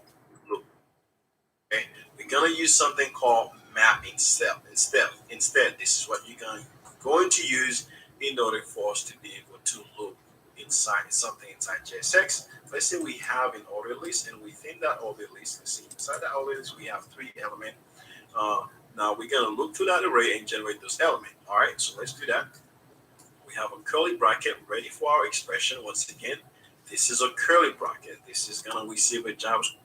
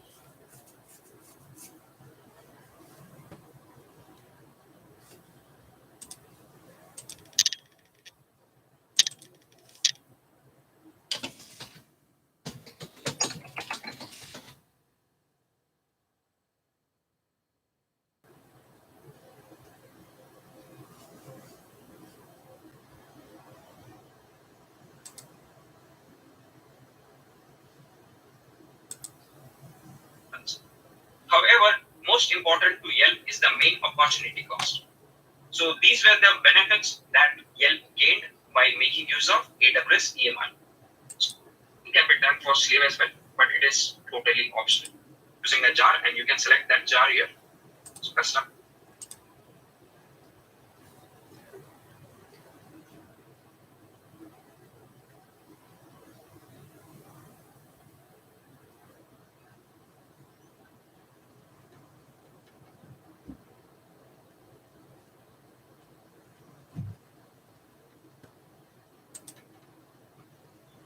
Hello, everyone.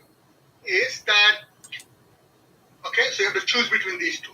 So what many input location for the data file, output for the output location for data file, and script is for the storing the script or business logic for your task.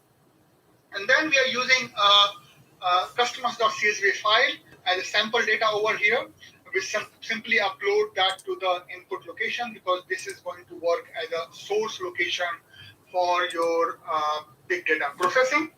I will encourage that you download this file and look at the file just to get familiar with how this CSV file look like.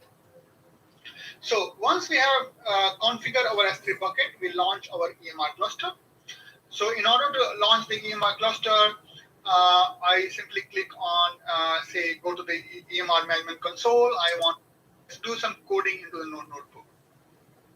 So what we do then next is that once your notebook is ready, we simply click on the button called Open in Jupyter. And when you do that, actually, it will file over there, simply over EMR task, that Python file, location, and your cluster has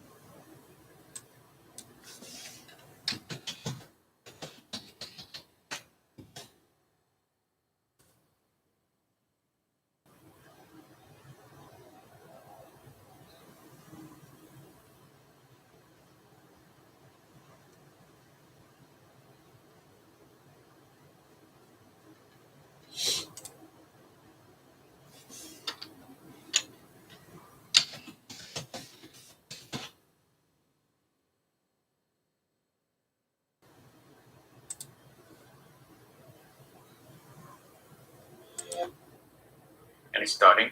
I think so I'm going to open VS Code.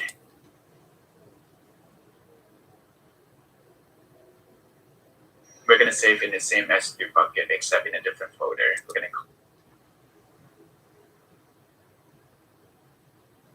call it data output. Okay, and now we're going to do, and then we're going to call the main method. And now we're going to define the main method. First, we're going to define Spark. We just call the name, I'll just call it Meister MOF. You can call it whatever you want to get or create. And then next, we're first going to read the data from this path, from our S3 bucket. So just go to our data. We do CSV here because the data type that we have is a CSV file. And then make sure that you have the header enabled. What this does is that it's going to take the first row in our data file as our header. And then we're going to just print out something like, so we want to see like how many records we have in the data source file. And then we're going to select the data based on conditions. So I'm going to do select the data equal to all data where column. Let's see what columns we have.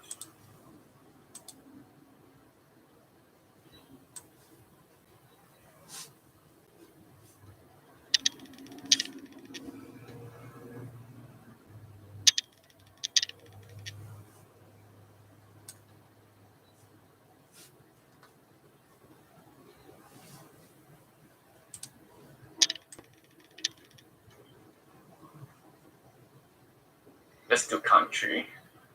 We're going to select all the columns that are,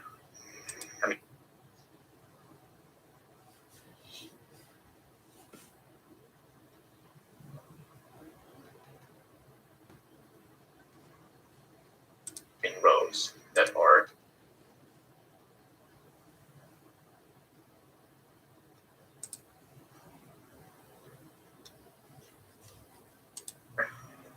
let's say United States. And let's see what else we have that is interesting.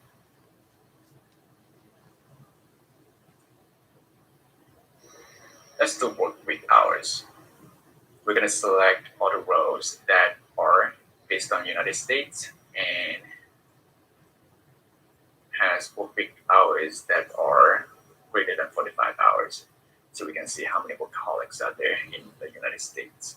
One thing I want to mention here that's very important is that make sure that you add the parentheses around these two conditions. Otherwise, it's not going to work. So that should be good. And now we're going to print out how many records we have in the selected data.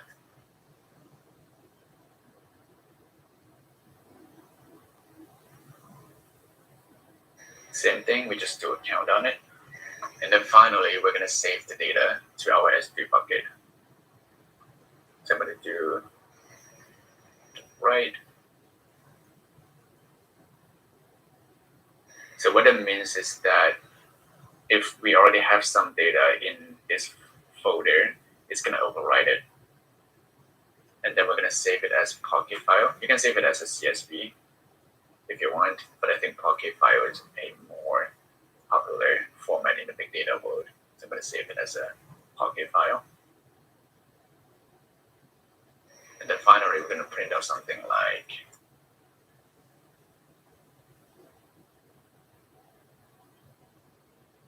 okay, so I think that's everything. Basically, what it does is that it reads in the data file that we just uploaded to S3, and then it does a selection on all the rows.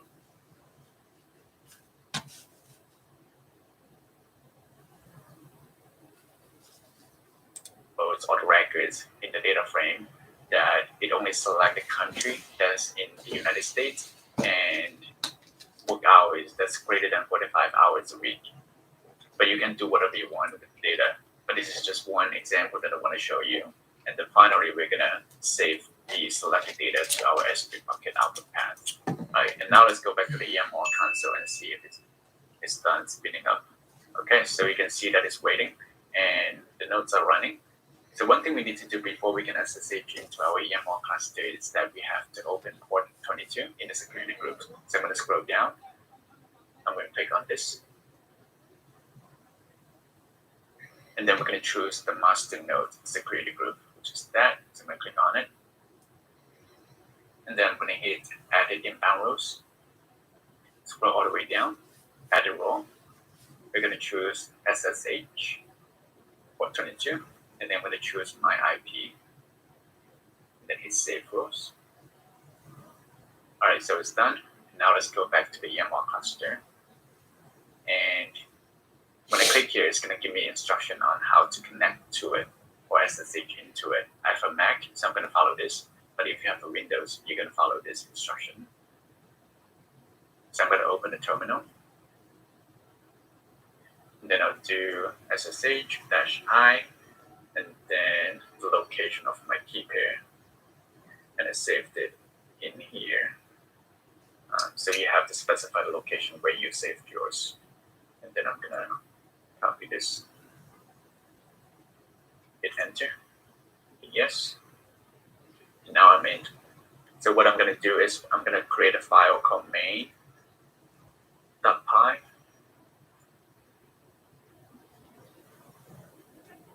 And then I'm going to press I, the key I, for insert. And then go back to the code that we just wrote. I'm going to copy everything. And then paste it here. It looks good. I'm going to hit the escape key, hit the colon, WQ, hit enter. And how we're going to do the Spark submit is that I'm going to type in spark-submit and then the main file that we just created, and then hit enter. All right, it's going.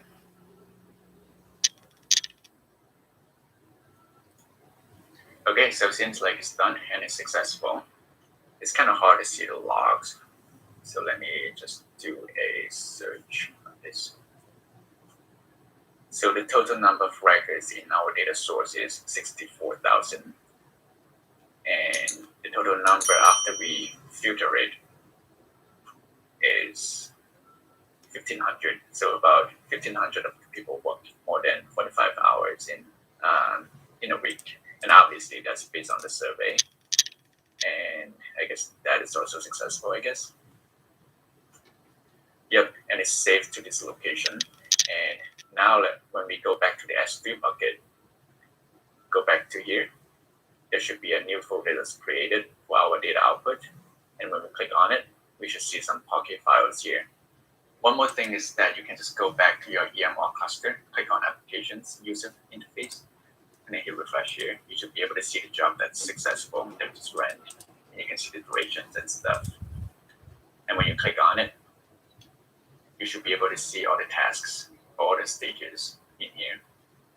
And one thing you have to do before you go is that you have to terminate your EMR cluster, otherwise it's going to charge you money. So all you need to do is hit terminate here, and then hit terminate. And now it's being terminated. And this is it, everyone. I hope you have learned something. And if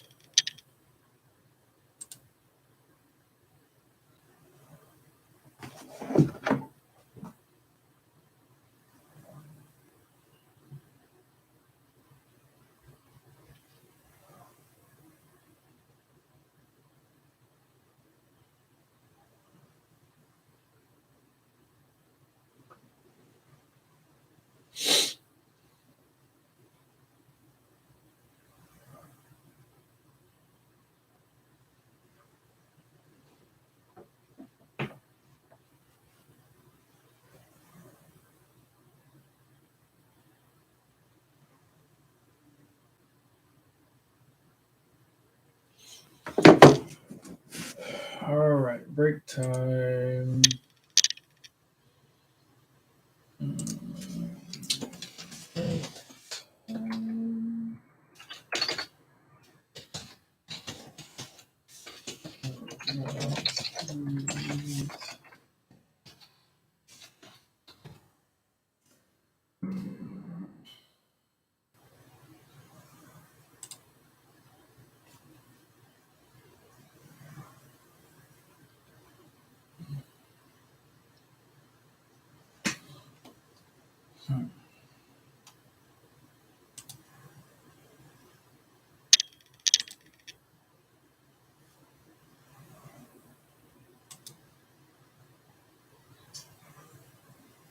Okay, so we said that our Hadoop packages, in specifically here RMR2 package, relies on a notion that is present in Hadoop when you install, called Hadoop streaming. And Hadoop streaming, as we just said, it's a utility that allows users to run MapReduce jobs on the cluster with any executable, okay, whatever is the language. And how does it do it? It's simply all that executable needs to maintain is that it reads from the standard input, which is your regular input, like keyboard or something like that, and then produces results to standard output. Okay. So as long as you have that condition, you read from the console and then output to the console. Okay. If I have executable like that, or if I have a function like that, I can simply call it from our map and reduce phases in the map reduce job. Okay. And how is it done? It's essentially you have so this dotted box is essentially the basic MapReduce job, right? You have an input reader, which is responsible for reading your data into key value pairs, right? So we said using MapReduce, we can read and write arbitrary types of data, right? Like, for example, you can read data in CSV format, you can read data in delimited format, where delimited is where the delimiter is some arbitrary string.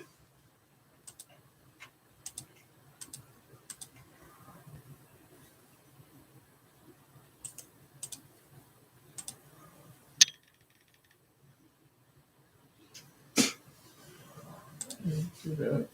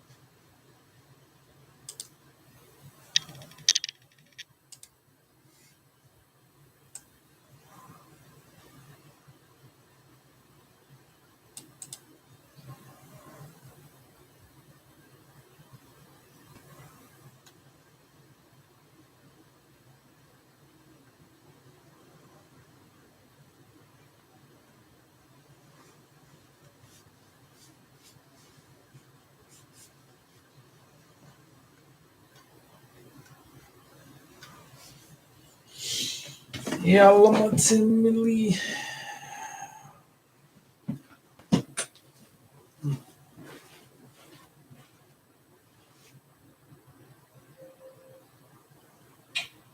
Yo.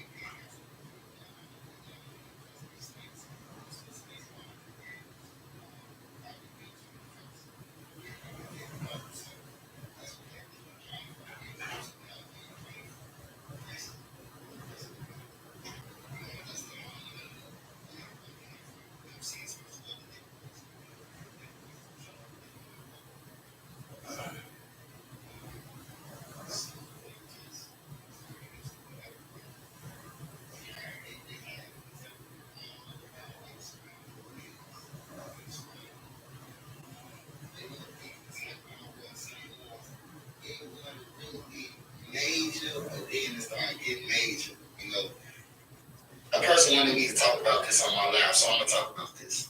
AWO went to jail. Type 1 brain exposure. Put it down here. I was in Centralia with AWO. Just so happened with AWO, and y'all can add on whatever y'all want to do to make this happen. I was locked up in Centralia with AWO. That's 2019. And Shorty was going to the law library. He was trying to get back, and he ended up getting back. I heard that he got back. Shout out to little April, bro. He wasn't in there playing no games and none of that. Every time you see him, he was going to school for that good time, and he was in the law library. So I get April his pastor. I ain't got nothing against April. Shorty's on his business in jail. He was trying to get back. He got back though. But yeah, that story is.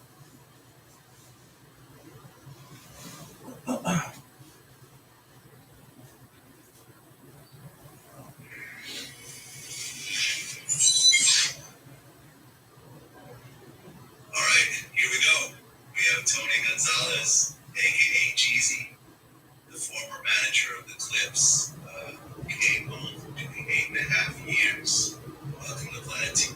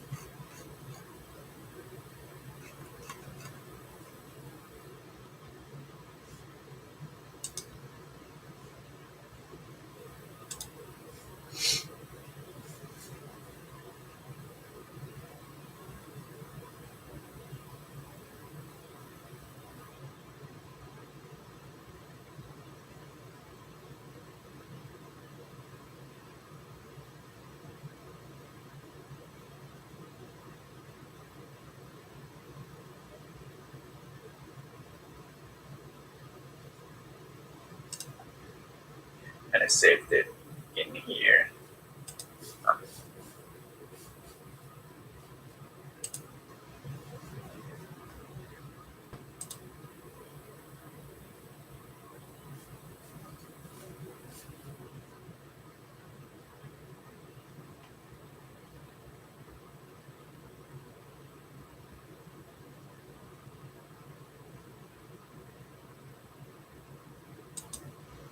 So you have to specify the location where you saved yours. And then I'm gonna copy this, hit enter, yes. Now I'm in. So what I'm gonna do is I'm gonna create a file called main.py.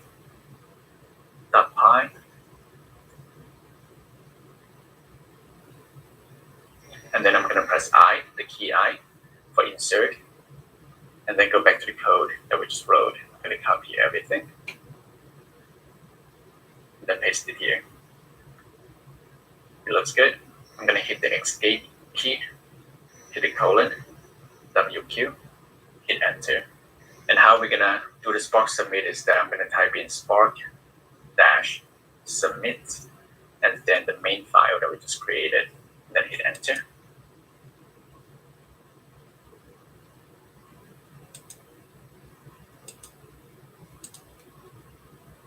And then I'm gonna press I, the key I, for insert, and then go back to the code that we just wrote. I'm gonna copy everything.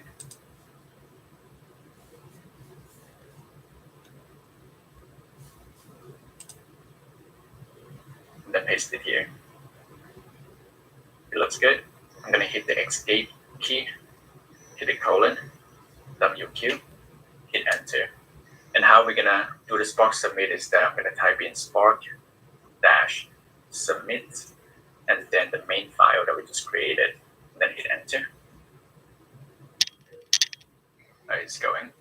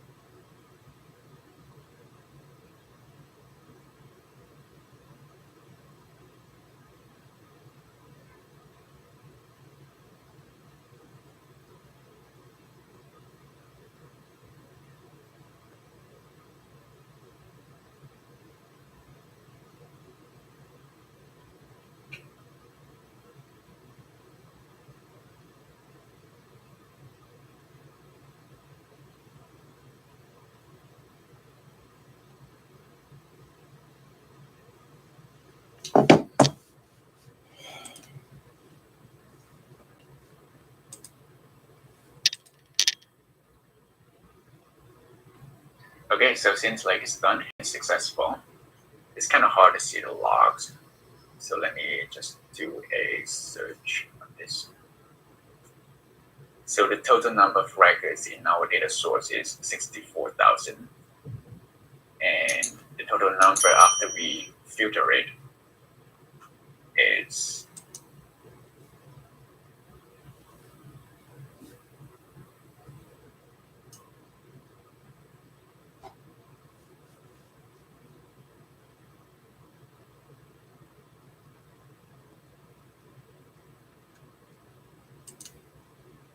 $1,500. So about 1,500 of people work more than 45 hours in a week. And obviously that's based on the survey. And I guess that is also successful, I guess. Yep, and it's saved to this location. And now when we go back to the S3 bucket, go back to here, there should be a new folder that's created for our data output. And when we click on it, we should see some Pocket files here. One more thing is that you can just go back to your EMR cluster, click on Applications, User Interface, and then hit refresh here. You should be able to see the job that's successful that we just ran. And you can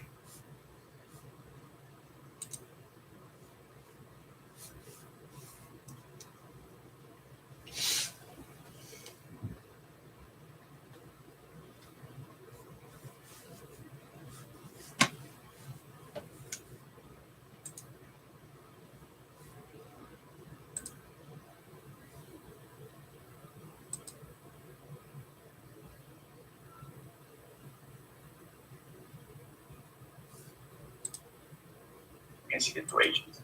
And then here we go. One more thing is that you can just go back to your EMR cluster, click on applications, use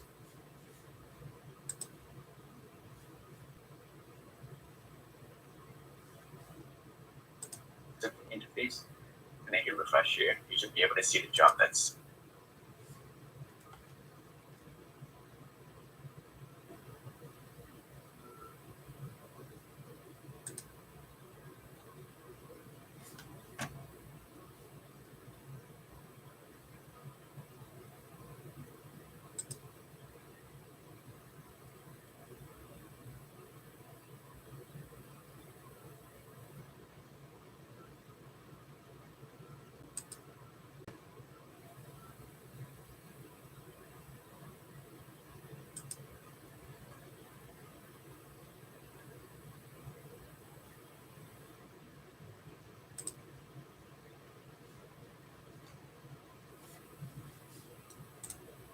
successful. Then just run, and you can see the durations and stuff.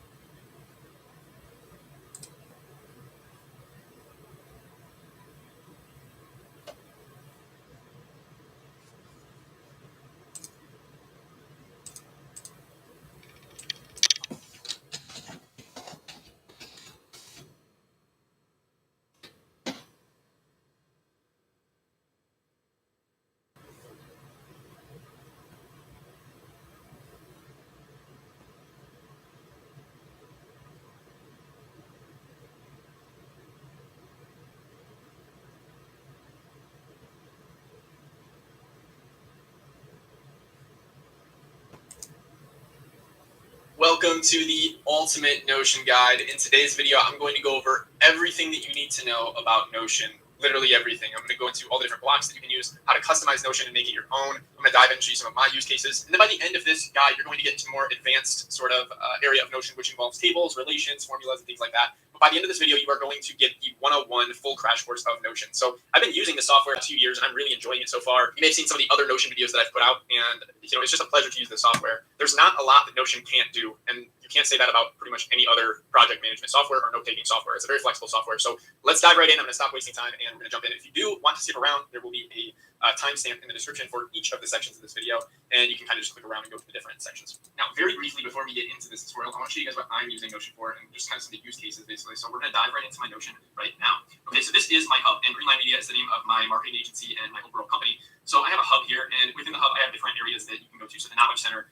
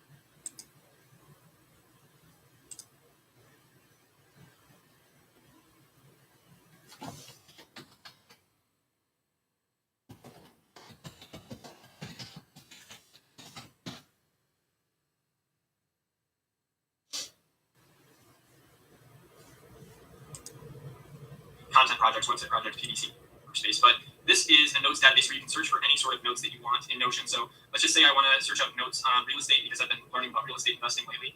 And I have all sorts of different real estate investing notes right here. And if I click into one of these, you'll see that these notes are super well listed out. I've got tax lands, tax foreclosure downside. I've got like some pictures in here to kind of down from my research. So it's just a really nice way of tracking what projects we're working on and what videos we're working on all at once. And then within website projects, I have some websites that we're working on with my agency. There are so many other use cases that I have for Notion, but these are some of the main.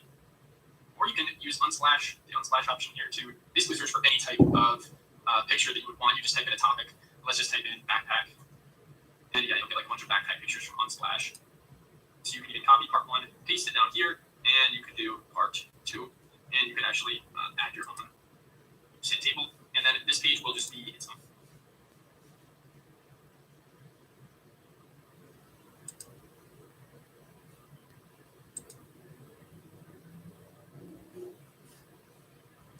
Table. So I can just do that, and here it would name the name. And I click John. Well, first name here. So let's just say I add in a few other projects. These are going to be all the name, but let's say they're at different stages in progress.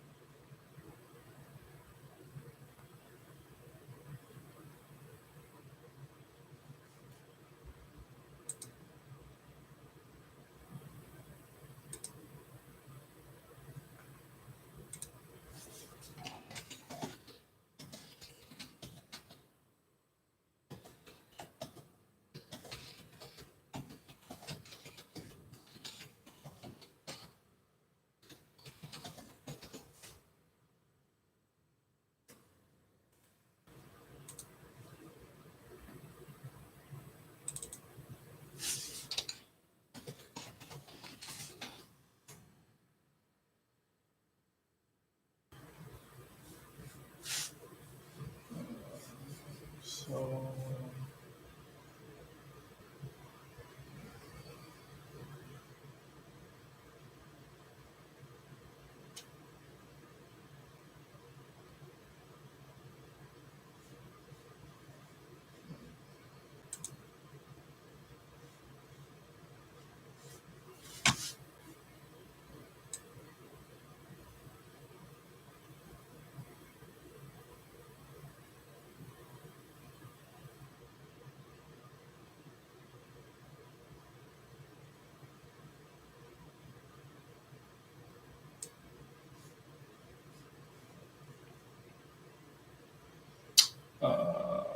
let's see here.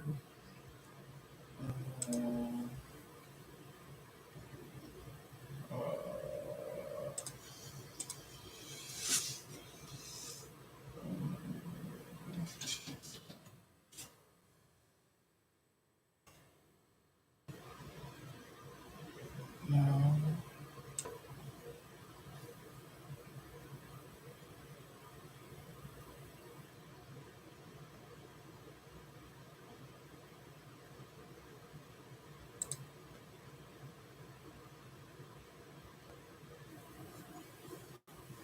I do this.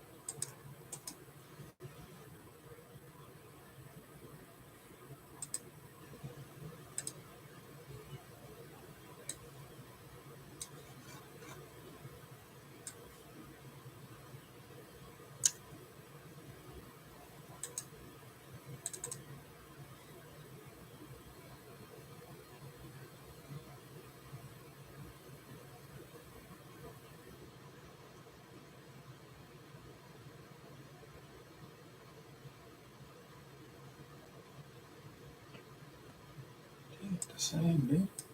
The fuck? Or is it? See. Yeah, this is. I was looking at all of these other things. Crazy. So, okay, so. Um,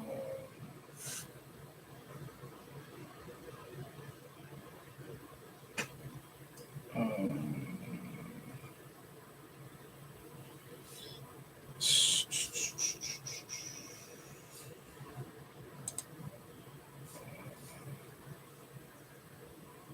daytime.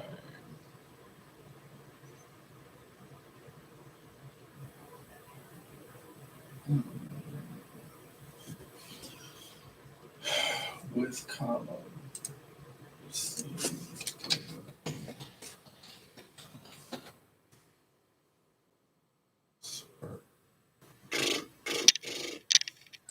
Data frame function that is used to add a new column to data frame. Change the value of an existing column, convert the data type Dark.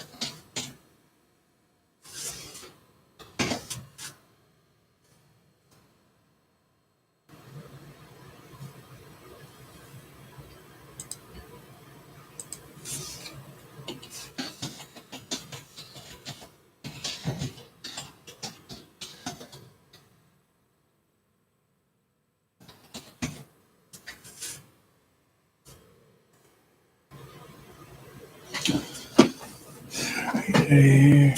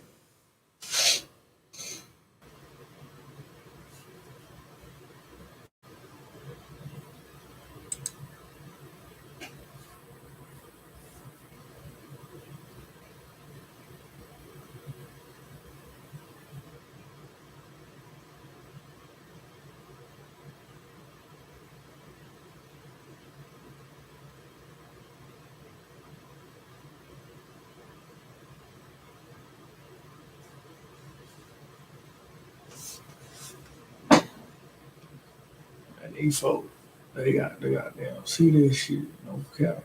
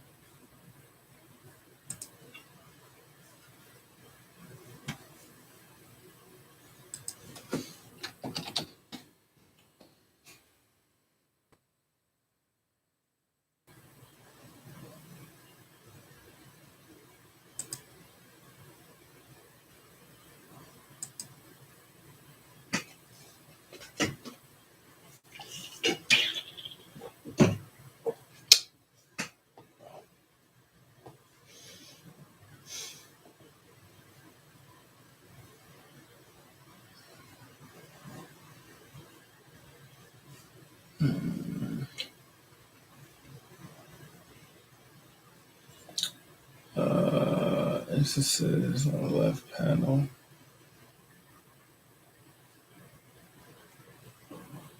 Man, go on somewhere.